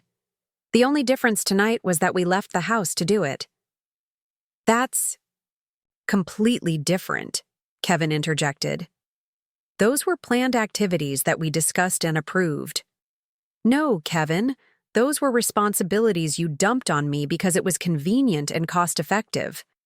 Tonight was the first time in months that I spent time with Tyler because I wanted to, not because you needed free babysitting." The conversation was interrupted by Tyler calling down from upstairs that he was ready for his bedtime story. I started toward the stairs, but Kevin stepped in front of me. "I'll handle bedtime tonight," he said, his voice tight with control. "I think Tyler has had enough excitement for one day." I could see what he was doing, punishing both Tyler and me by cutting off our normal routine, using my grandson's bedtime as another weapon in his campaign to make me feel guilty for establishing boundaries. "Fine," I said calmly. "Tyler, I'll see you in the morning, sweetheart." "Good night, Grandma Linda," came his cheerful response from upstairs. "Thank you for the fun dinner." The innocence in his voice was a stark contrast to the toxic atmosphere that had taken over the adults' interactions. As Kevin stomped up the stairs, I could hear him muttering under his breath about boundaries and respect and ungrateful mothers. Tracy collapsed back onto the couch, her face crumpled with exhaustion and defeat. "I don't understand how we got here, Linda. 6 months ago, everything was fine. We were happy, Tyler was happy, you seemed happy.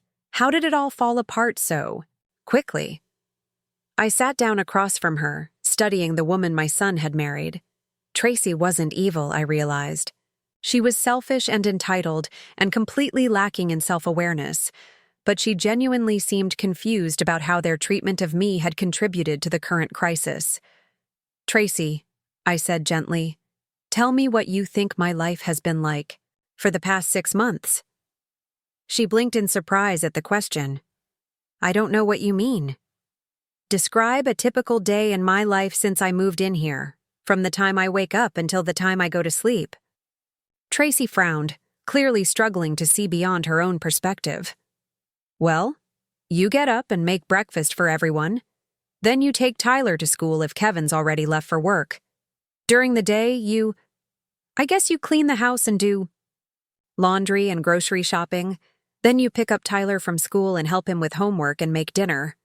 After dinner, you help with Tyler's bedtime routine, and then I don't really know what you do after that." "I go to the basement and sit on my cot," I said quietly. "I read or watch shows on my tablet or call my friends. Sometimes I take a shower in the basement bathroom, which only has cold water because the hot water heater is on the other side of the house. Then I try to fall asleep on a mattress that's about 2 inches thick while listening to everyone else's footsteps overhead." Tracy was staring at me as if she had never really thought about what my evenings were like. "I didn't know the basement bathroom only had cold water." "You didn't know because you never asked. In 6 months of me living here, neither you nor Kevin ever once inquired about my comfort or my needs or whether I was happy with the arrangement." "But you never complained," Tracy said defensively. "If you were unhappy, why didn't you say something?" I almost laughed at the absurdity of the question. "Tracy, every time I mentioned anything about the basement, the temperature, the dampness, the lack of proper lighting, You and Kevin dismissed my concerns and told me it was temporary, or that I needed to adjust my expectations. Tracy was quiet for a long moment, staring down at her hands. When she finally looked up, there were tears in her eyes, but for the first time, they seemed like genuine emotion rather than manipulation. "I honestly thought you were okay with it," she said softly. "You never seemed really unhappy, and you were so good with Tyler and so helpful around the house. I guess I just assumed that was what you wanted, to be useful and needed." There it was, the assumption that had underlain their entire relationship with me. They had convinced themselves that my purpose in life was to make their lives easier, that my fulfillment came from serving their needs rather than pursuing my own happiness. "Tracy, I'm 72 years old. I raised my son. I had a successful career. I've been managing my own life and finances for decades. What I want is to be treated with the same respect and consideration you'd show any other adult, not to be valued solely for what I can do for you." Before Tracy could respond, Kevin came back downstairs, his face dark with frustration. "Tyler keeps asking when you're moving and whether he can help you pack. He's treating this whole thing like it's some kind of adventure instead of understanding how serious it is." "Maybe that's because I'm not treating it like a tragedy," I said. "Maybe Tyler's excited because he can sense that I'm looking forward to having my own space and my own life again." Kevin slumped into the chair across from us, suddenly looking older than his 45 years. "Mom, I know we've made mistakes. I know the basement isn't ideal, and I know we've probably taken advantage of your willingness to help. But can't we work something out? Can't we find a compromise that doesn't involve you moving out and us losing the house?" For a moment, I felt the familiar tug of maternal instinct, the desire to fix my son's problems and make everything okay for him. But then I thought about the past 6 months, about the cot and the cold showers, and the endless cycle of cooking and cleaning and being taken for granted. "Kevin, what kind of compromise are you imagining?" He leaned forward eagerly, apparently taking my question as a sign that I might be willing to negotiate. "We could finish the basement properly, put in carpet, better lighting, maybe even a small kitchenette. We could formalize the arrangement so you're paying a fair share of the household expenses instead of us paying you rent. We could split up the chores more evenly so you're not doing everything." I listened to his proposal with growing amazement. Even now, faced with losing both his cheap housing and his free domestic help, Kevin still couldn't envision a solution that didn't involve me living in the basement and contributing labor to his household. "And in this arrangement," I said carefully, "where would I sleep?" "In the basement, but it would be a proper bedroom by then. We could put in a real bed, maybe even a small sitting area." "So your compromise is to make the basement slightly less terrible while I continue to live there and help maintain your household." Kevin's face brightened, as if he thought I was finally seeing reason. "Exactly. It would be a win-win situation. You'd have a nice space of your own. We'd get to keep the house, and Tyler wouldn't have to deal with all this disruption." I stood up slowly, feeling every one of my 72 years. "Kevin, the fact that you think making the basement marginally more livable is a reasonable compromise tells me everything I need to know about how you see my value as a person." "That's not fair," Tracy protested. "We're trying to find a solution that works for everyone." "No," I said firmly. "You're trying to find a solution that maintains your comfort and convenience while making minimal concessions to mine. A solution that works for everyone would involve me having equal status in this household, not being relegated to the basement with slightly better accommodations." Kevin's face was flushing red again, and I could see his temper starting to rise. "Fine. What do you want then? You want us to give you the master bedroom? You want us to move to the basement so you can have the upstairs?" The suggestion was clearly meant to be sarcastic, to highlight how unreasonable my expectations were. But the fact that he thought the only alternative to the basement was some dramatic role reversal showed how completely he misunderstood the key situation. Kevin, I want to live in my own house where I can make my own decisions about my daily routine, where I can have guests when I want them, where I can cook what I feel like eating and watch what I want to watch on television. I want to live like an independent adult, rather than like a live-in servant who should be grateful for whatever accommodation she's given. Tracy was crying again, but this time her tears seemed more like grief than manipulation. So there's nothing we can do? Nothing that would make you stay? I looked at both of them. These two people who had somehow convinced themselves that asking me to continue living in substandard conditions while serving their household needs was a reasonable request, and felt a deep sadness for the family relationships that could have been. Tracy, if you and Kevin had approached me 6 months ago and said you wanted to explore multi-generational living, if you had asked what I would need to be comfortable and happy, if you had treated me as an equal partner in the arrangement rather than as free labor, we might be having a very different conversation right now. But we can still do that, Kevin said desperately.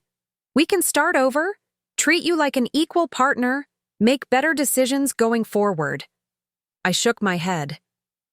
Kevin, the way you've treated me for the past 6 months wasn't an accident or a series of innocent mistakes.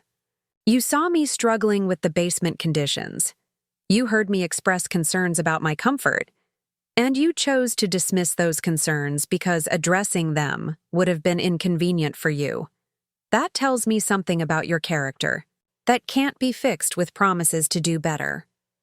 The next morning, I woke up in the basement for what I was determined would be the final time. I had arranged for movers to come that afternoon to transfer my belongings to 138 Oakridge Drive, and Nancy Brooks was meeting me at the new house to handle the final paperwork and utility transfers. When I went upstairs to make breakfast, I found Kevin and Tracy sitting at the kitchen table with their laptops open and papers spread everywhere. They had apparently spent the night researching rental properties and trying to figure out how to manage their suddenly complicated housing situation. "Good morning," I said pleasantly, as if the previous evening's emotional confrontation hadn't happened. Kevin looked up from his laptop with exhausted eyes. "We've been looking at apartments all night. Everything we can afford is either too far from Tyler's school or in neighborhoods that aren't safe for him to walk around in." I poured myself a cup of coffee and began preparing Tyler's breakfast, maintaining the routine that had become second nature over the past 6 months. That does sound challenging. Tracy closed her laptop with a sharp snap. "Is that all you have to say? We're looking at having to completely uproot our lives, and you're just going to stand there making small talk?" I turned to face her, noting the dark circles under her eyes and the defeated slump of her shoulders. "Tracy, what would you like me to say? Would you like me to offer to continue living in your basement so you don't have to face the consequences of your financial decisions? Would you like me to apologize for owning property and making smart investments over the years?" "We'd like you to act like family," Kevin exploded, his exhaustion and frustration finally boiling over. "We'd like you to care more about keeping this family together than about proving some point about respect and dignity." I set down my coffee cup and looked at my son with genuine sadness. "Kevin, I've been acting like family for 6 months. I cooked your meals and cleaned your house and cared for your son while asking for nothing in return except a place to sleep. You've been acting like employers who found a convenient way to avoid paying for the services you needed." Before Kevin could respond, Tyler came bounding into the kitchen, his hair still messy from sleep and his school uniform wrinkled from being laid out the night before. His presence immediately changed the atmosphere in the room, forcing all the adults to put on masks of normalcy. "Good morning, Grandma Linda," he said, climbing onto his usual chair at the breakfast table. "Are you really moving to your new house today?" "I am, sweetheart," I said, placing his favorite breakfast in front of him, pancakes cut into the shape of a rocket ship. "But remember, it's only 3 houses away, and you can visit me whenever your parents say it's okay." Tyler nodded seriously, then looked around the table at the adults' tense faces. "Are Mommy and Daddy moving too?" Kevin and Tracy exchanged one of their meaningful looks, clearly trying to decide how much to tell their 8-year-old son about their housing crisis. "We might be moving to a different house," Tracy said carefully. "We're still looking at options and trying to decide what would be best for our family." Tyler considered this information while chewing his rocket ship pancake. "If we move, will it be close to Grandma Linda's new house?" "We don't know yet, buddy," Kevin said, his voice strained with the effort of staying calm. "We're hoping to find something in the same neighborhood so you can stay at the same school. But if we can't find something close, you might have to change schools," Tracy added, unable to resist the opportunity to make Tyler understand the potential consequences of my decision. I saw Tyler's face fall as he processed this information, and I felt a surge of anger at Tracy for burdening an 8-year-old with adult anxieties. "Tyler," I said firmly, "whatever happens with housing, your parents will make sure you're taken care of. That's what parents do. They solve problems and take care of their children." Kevin shot me a look that could have cut glass, clearly recognizing my statement as a not-so-subtle criticism of his tendency to make Tyler feel responsible for adult problems. After Tyler left for school, the house fell into an uncomfortable silence. Kevin and Tracy returned to their apartment hunting while I began the process of packing my remaining belongings. Around 10 o'clock, my phone rang with a call from Carol Williams. "Linda, honey, how are you holding up?" Carol's voice was warm with concern and barely suppressed indignation. "I'm doing well, Carol. Actually, I'm doing better than I have in months. I'm moving into my new house this afternoon." "Good for you, and I want you to know that Margaret and Susan and I have been busy setting the record straight about Kevin's ridiculous claims. By the time we were finished talking to people, everyone in town knows exactly what kind of son would try to have his own mother declared mentally incompetent to avoid paying fair rent." I felt a wave of gratitude for these women who had stood by me when my own family had turned against me. "Thank you, Carol. I can't tell you how much your support means to me." "That's what friends are for, honey. But I'm calling for another reason, too. Do you remember Bob Martinez? He lives over on Elm Street, been widowed for about 5 years." I did remember Bob Martinez. He was a charming man in his mid-70s, who had been a regular at the senior center activities before his wife passed away. After her death, he had withdrawn from most social activities, though I occasionally saw him at the grocery store or the library.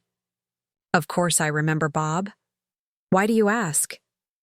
Well, Margaret ran into him yesterday at the pharmacy, and when she mentioned what you've been going through with Kevin and Tracy, he asked if you might be interested in joining the senior center's new book club. Apparently, he's been thinking about getting back into social activities, and he thought it might be nice to have a familiar face there. I smiled, feeling a little flutter of something that might have been excitement. "That sounds lovely, Carol.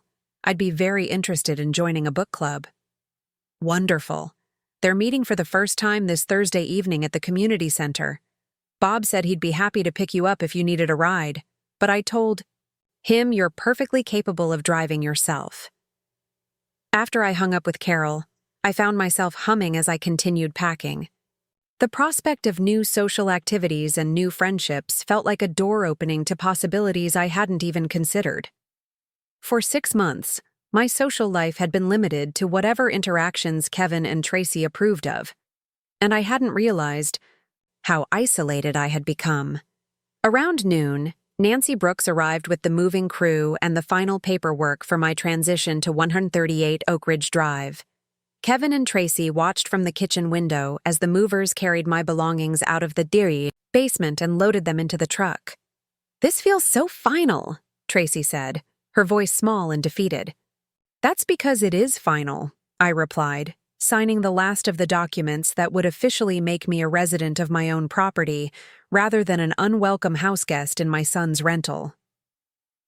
Kevin had been unusually quiet all morning, but as the movers carried out the last of my boxes, he finally approached me. "Mom, I want you to know that I'm sorry about how things turned out." I never meant for you to feel unwelcome or unappreciated." I looked at my son, this man I had raised and loved, and who had somehow lost sight of basic human decency in his determination to take advantage of my willingness to help. "Kevin, I believe that you never meant for me to feel that way. But intentions don't matter as much as actions, and your actions told me very clearly how you valued my presence in your household. Can we at least try to stay in touch? Can Tyler still visit you and spend time with you?" "Of course Tyler can visit me," I said. "He's my grandson, and I love him more than anything in the world. But our relationship going forward will be based on mutual respect and consideration, not on your need for free childcare and domestic help." As the moving truck pulled away from 142 Oakridge Drive, I felt a sense of liberation that I hadn't experienced in years. I was finally free to live my own life, make my own choices, and surround myself with people who valued me for who I was, rather than what I could do for them. The afternoon at 138 Oakridge Drive was a revelation. Nancy had arranged for the utilities to be connected and the house to be cleaned and prepared for my arrival.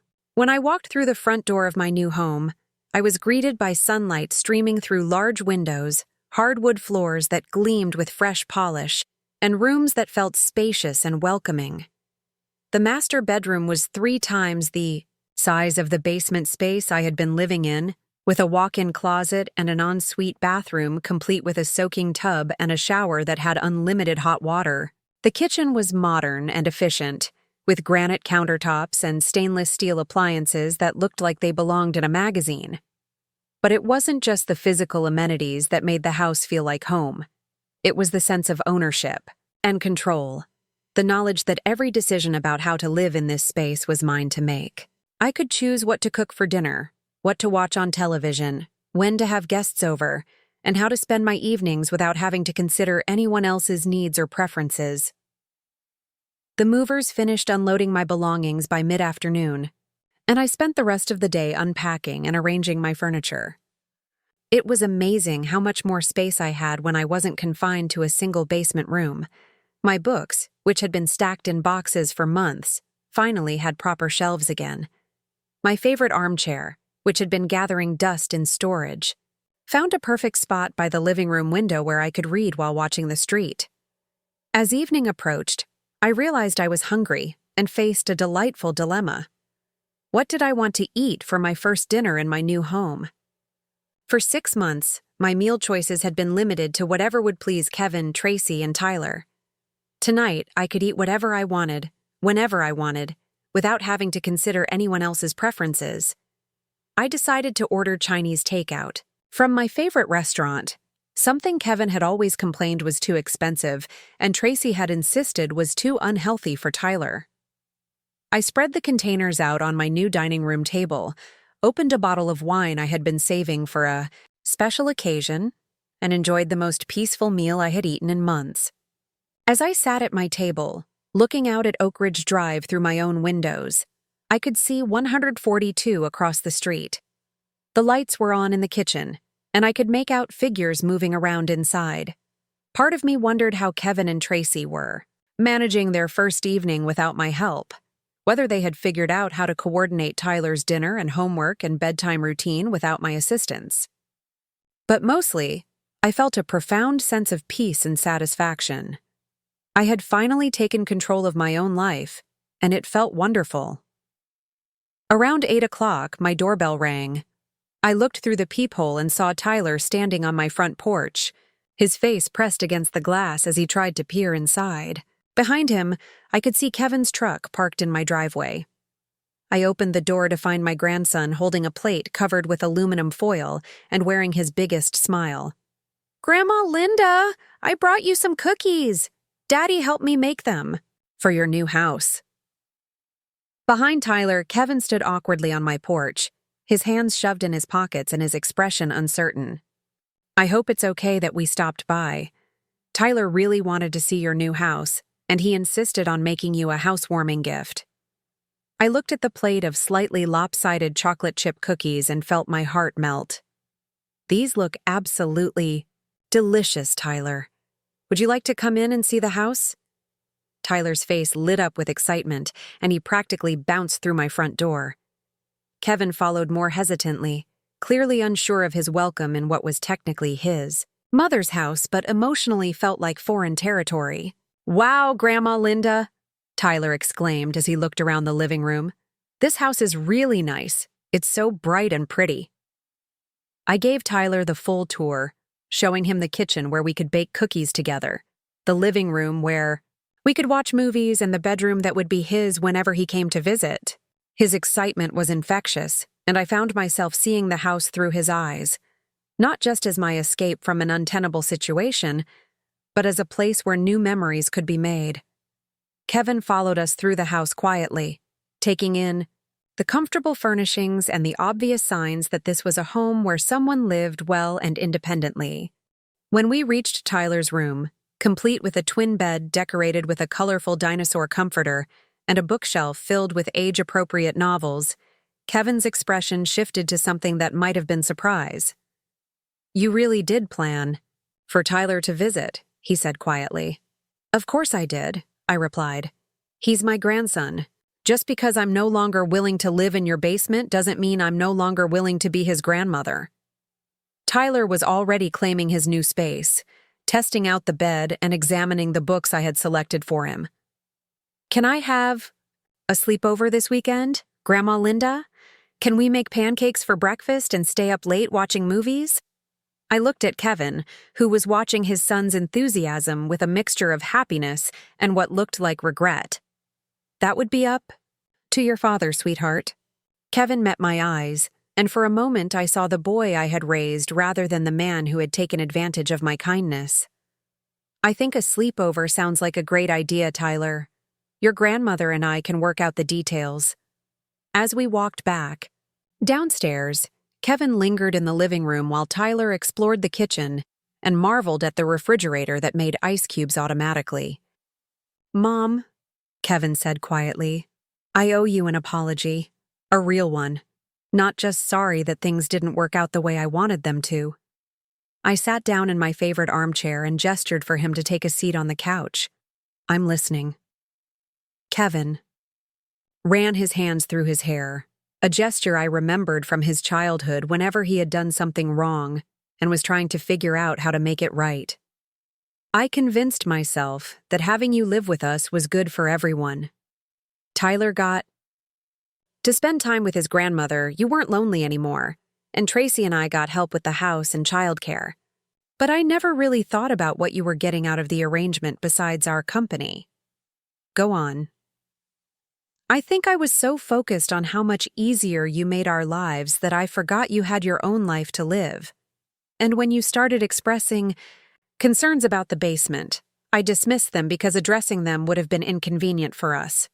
I treated you like hired help instead of like my mother." I studied my son's face, looking for signs that this apology was genuine rather than just another attempt to manipulate me into making his life easier. What I saw was exhaustion, regret, and what appeared to be real understanding of how his behavior had affected me. "Kevin, I appreciate you saying that. It means a lot to me to hear you acknowledge what went wrong. Is there any chance we can rebuild our relationship? Not go back to the way things were, but find a new way to be family that doesn't involve anyone sleeping in basements or feeling taken advantage of?" I thought about his question seriously. Despite everything that had happened, Kevin was still my son, and Tyler was still my beloved grandson. The hurt and anger would take time to heal, but the love was still there underneath it all. "I think there's a chance," I said carefully. "But it will require you to see me as an independent person with my own needs and desires, not just as a resource for your family to utilize." Kevin nodded earnestly. "I understand. And I want you to know that Tracy and I have been talking about this a lot. We're going to look for a smaller apartment that we can actually afford without your rent subsidy. And we're going to figure out childcare arrangements that don't depend on taking advantage of family members." That sounds like a mature approach to your situation. Tyler came running back into the living room, his face bright with excitement about all the possibilities his grandmother's house offered. "Daddy, can we come visit Grandma Linda for dinner sometimes? She has a really big kitchen where we could all cook together." Kevin looked at me questioningly, and I realized this was a test of whether he was serious about building a new kind of relationship with me. "I would love to have you both for dinner sometime," I said. "We could make it a regular thing. Maybe Sunday dinners where we all cook together and Tyler can tell us about his week." "That sounds perfect," Kevin said, and his smile seemed genuine. "Tyler, what do you think about Sunday dinners at Grandma Linda's house?"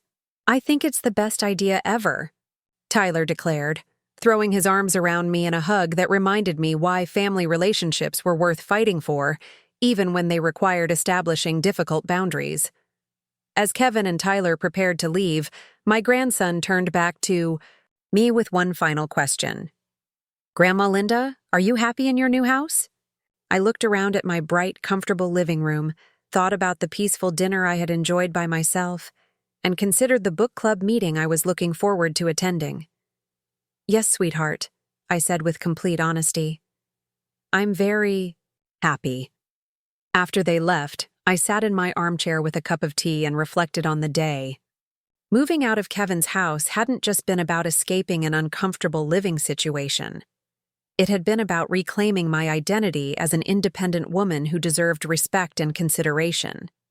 It had been about showing my son and grandson that self-respect wasn't selfish, and that healthy relationships required healthy boundaries. For the first time in months, I was excited about the future.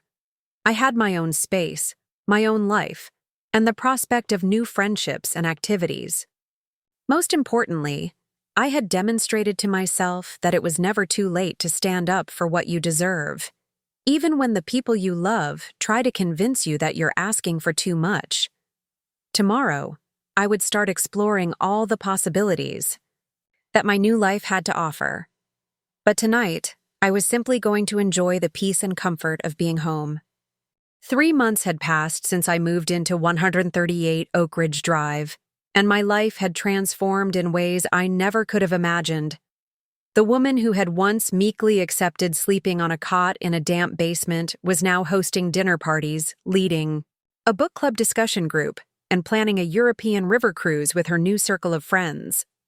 The Thursday evening book club meetings had become the highlight of my week. What started as a small gathering of 6 seniors reading contemporary fiction had grown into a vibrant social group of 12 people who genuinely enjoyed each other's company. Bob Martinez had indeed become a regular part of my life, though our relationship had developed slowly and naturally into something deeper than friendship. Bob was everything Kevin's father had never been: attentive without being possessive, generous without expecting anything in return, and genuinely interested in my thoughts and opinions rather than just what I could do for him. When he brought me flowers from his garden or suggested we try a new restaurant in town, it was because he wanted to share experiences with me, not because he needed something from me. On this particular Thursday evening, our book club was meeting at my house to discuss our latest selection, a novel about a woman who rediscovers herself after her children leave home. As I arranged cheese and crackers on my good china plates, I reflected on how perfectly the book's themes resonated with my own recent experiences. Carol Williams arrived first, as she always did, carrying a bottle of wine and wearing the satisfied expression of someone who had news to share. "Linda, honey, you are not going to believe what I heard at the grocery store today." I raised an eyebrow as I poured wine into our glasses. "What kind of gossip are you bringing me now, Carol?" "It's about Kevin and Tracy. Apparently they've been looking at apartments for 3 months now, and they still can't find anything they can afford in Tyler's school district. Word is they're going to have to move in with Tracy's parents until they can get their finances sorted out." I felt a brief pang of concern for Tyler, who would have to adjust to yet another housing disruption, but I wasn't surprised by the news. Kevin and Tracy had been living beyond their means for years, subsidized by my generosity and their willingness to exploit my labor. Without those advantages, They were discovering the reality of their financial situation. "How is Tyler handling all of this?" I asked, genuinely worried about my grandson's emotional well-being. "From what I hear, he's actually doing quite well. Margaret saw him at the playground last weekend, and he was telling everyone about his sleepovers at his grandmother's house and how much fun you two have been having together." The other book club members began arriving, and soon my living room was filled with animated conversation about the novel's exploration of identity and self-discovery.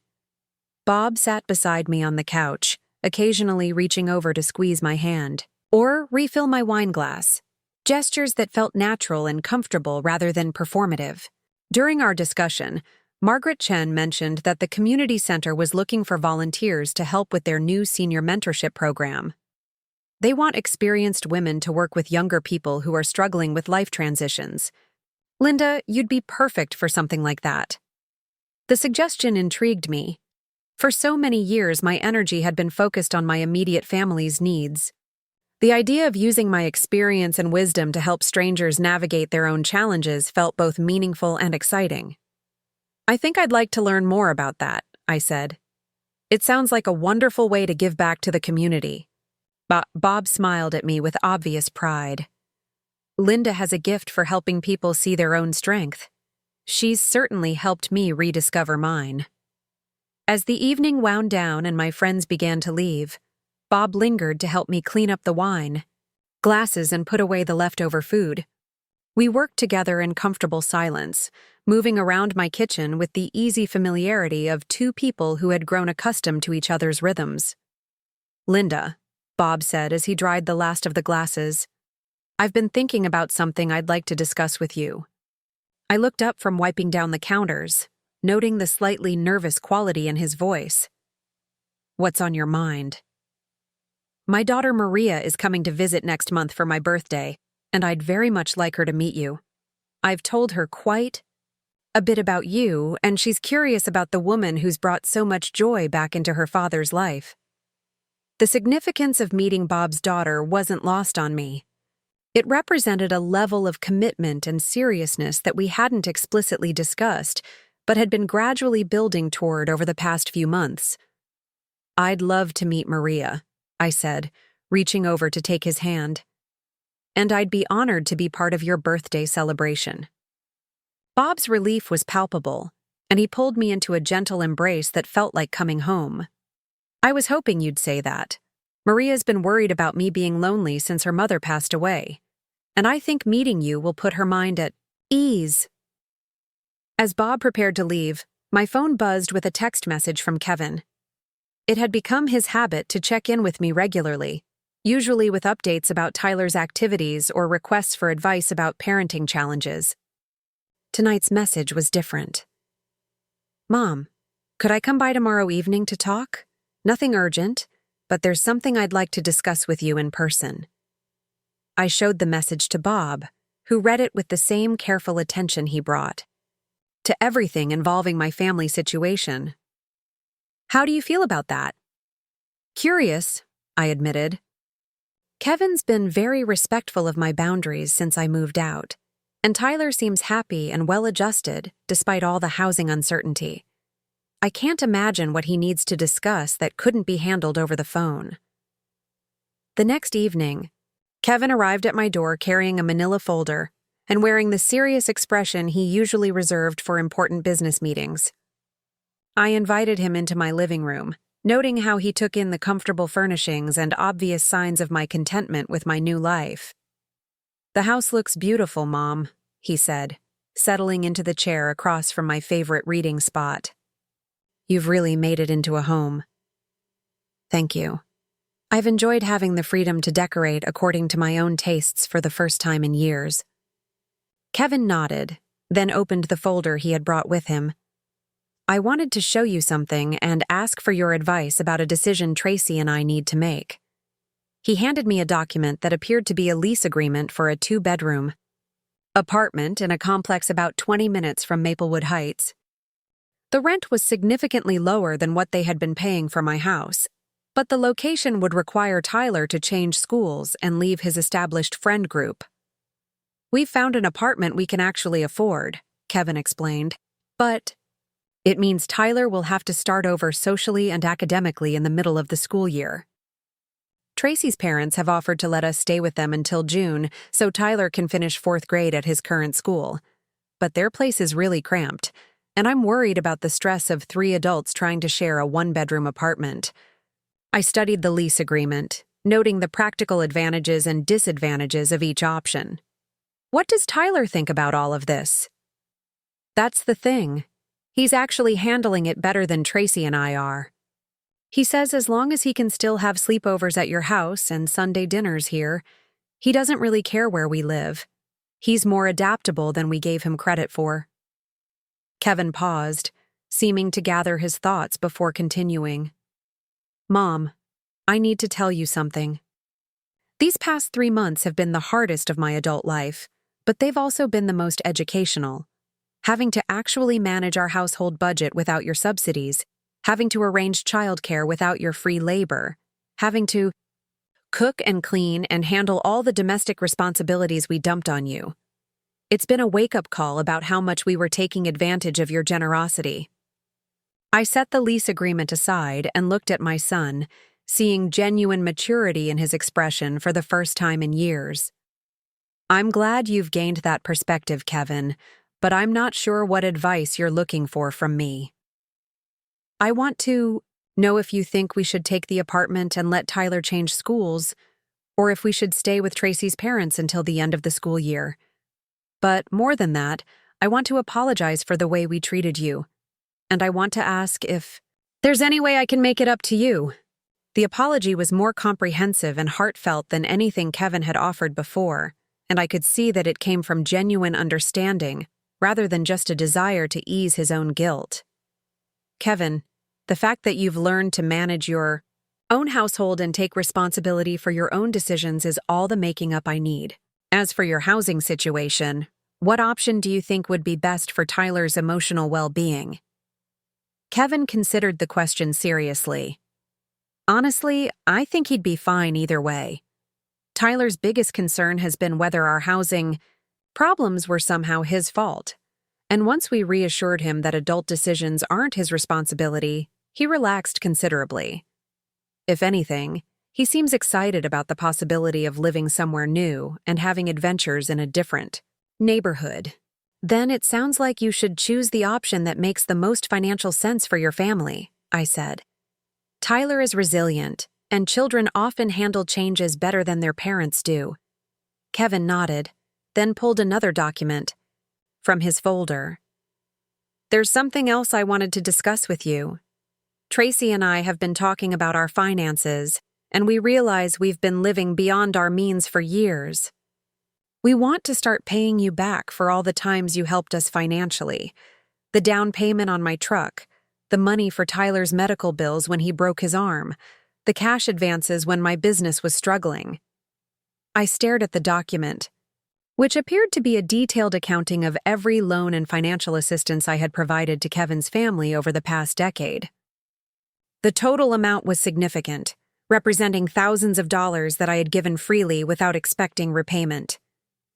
"Kevin, those were gifts, not loans.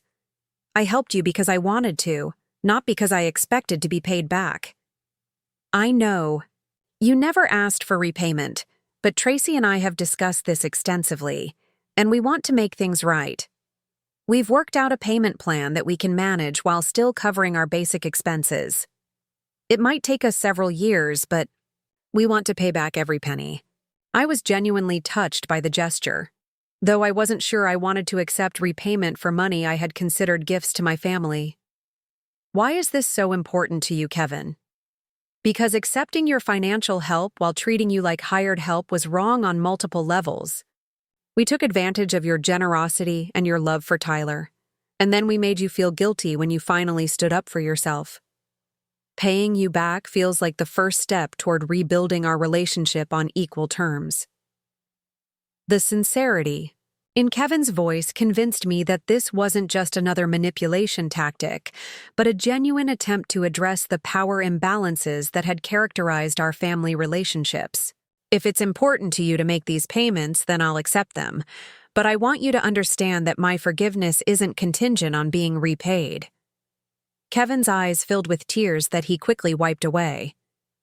"Mom, I know I can't undo the way I treated you, but I want you to know how proud I am of the way you stood up for yourself. Watching you build this new life, seeing how happy you are, knowing that you refused to settle for less than you deserved, it's taught me things about strength and self-respect that I wish I had learned years ago."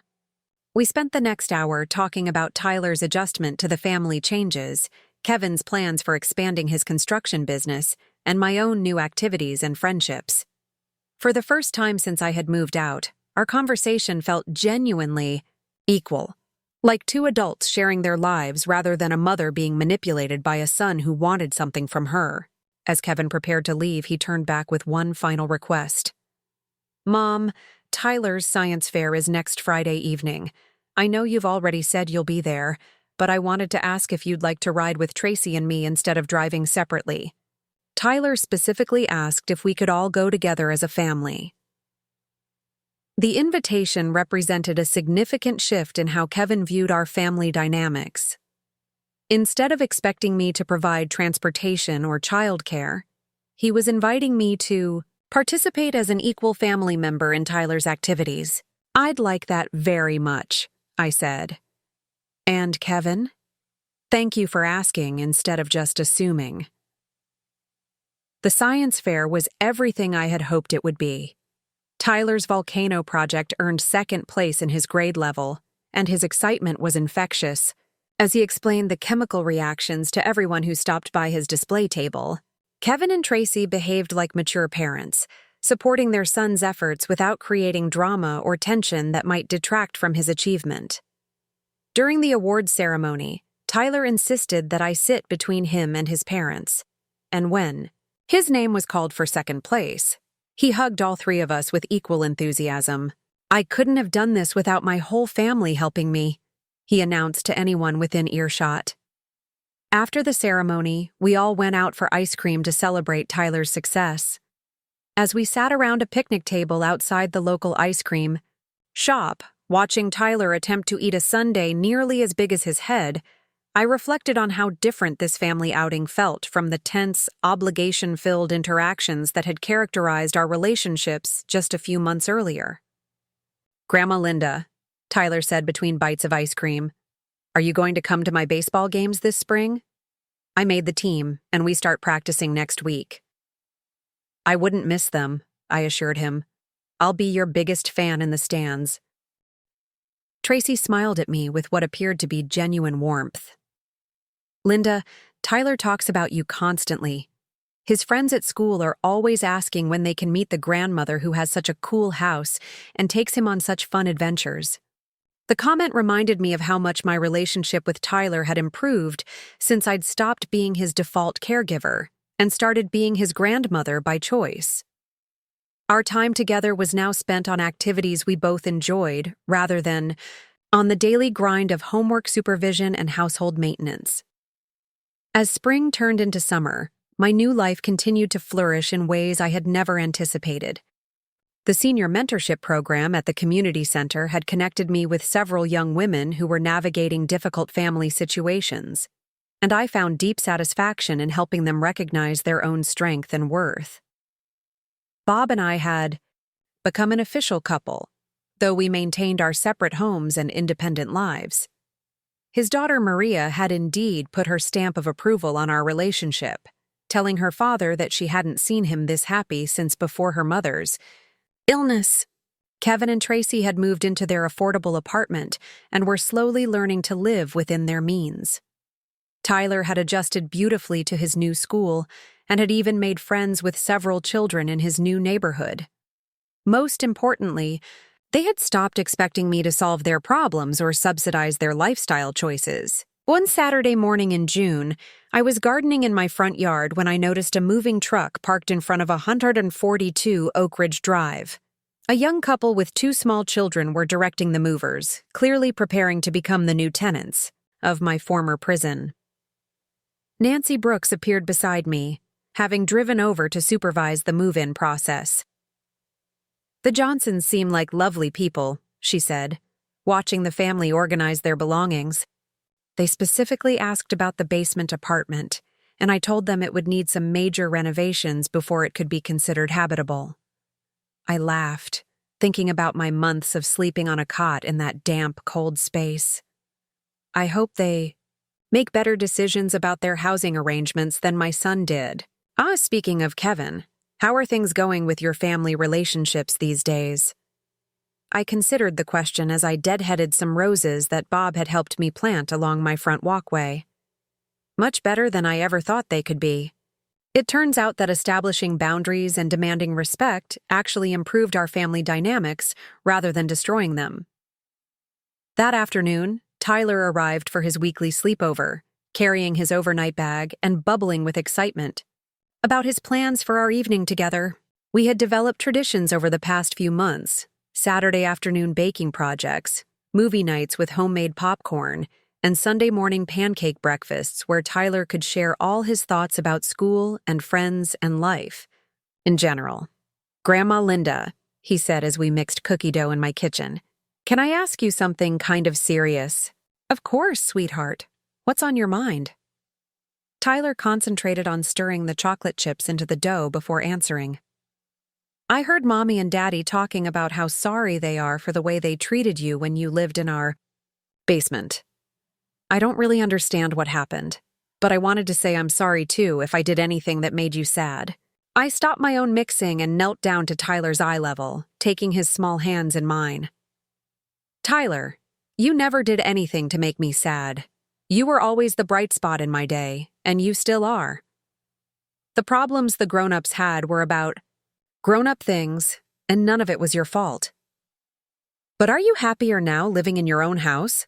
I looked around my bright, comfortable kitchen, thought about the book club meeting planned for Thursday evening, the mentorship session scheduled for Tuesday afternoon, and the dinner date with Bob that was planned for tomorrow night. Yes, sweetheart, I am much happier now. And the best part is that I get to be your grandmother because I want to be, not because I have to be. That makes all our time together even more special." Tyler nodded solemnly, then brightened as he returned, his attention to the cookie dough. "Can we make extra cookies to take to Mr. Bob tomorrow? I like it when he comes to our Sunday dinners." "That's a wonderful idea," I said, smiling at my grandson's acceptance of the changes in our family structure. "I think Mr. Bob would love some of our famous chocolate chip cookies." As we slid the cookie sheets into the oven, I reflected on how completely my life had transformed over the past year.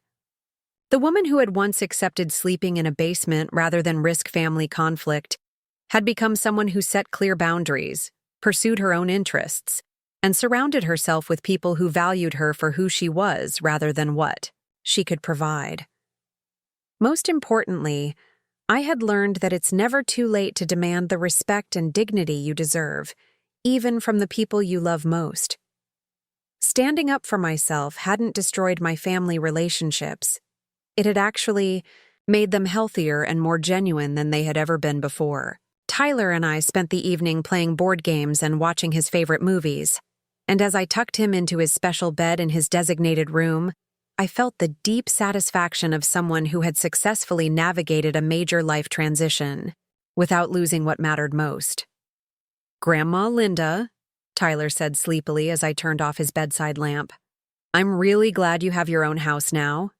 You seem so much happier, and that makes me happy too." "Thank you, sweetheart. Sweet dreams." As I walked back to my own bedroom in my own house, I smiled at the simplicity of Tyler's observation. Children often understood emotional truths that adults complicated with guilt and obligation and fear. I was happier now, and that happiness radiated out to benefit everyone in my life, including the family members who had once taken my sacrifices for granted.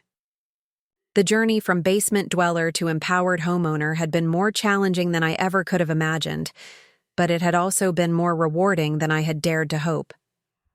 I had discovered that self-respect wasn't selfish, that boundaries weren't barriers to love, and that it was never too late to reclaim your own life and live it on your own terms.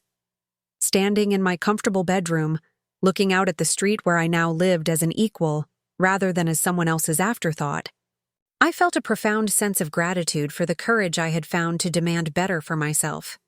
The woman who had once slept on a cot in someone else's basement now owned 3 houses on the same street and had built a life filled with genuine love, mutual respect, and unlimited possibilities for the future. Up next, you've got 2 more standout stories right on your screen. If this one hit the mark, you won't want to pass these up. Just click and check them out.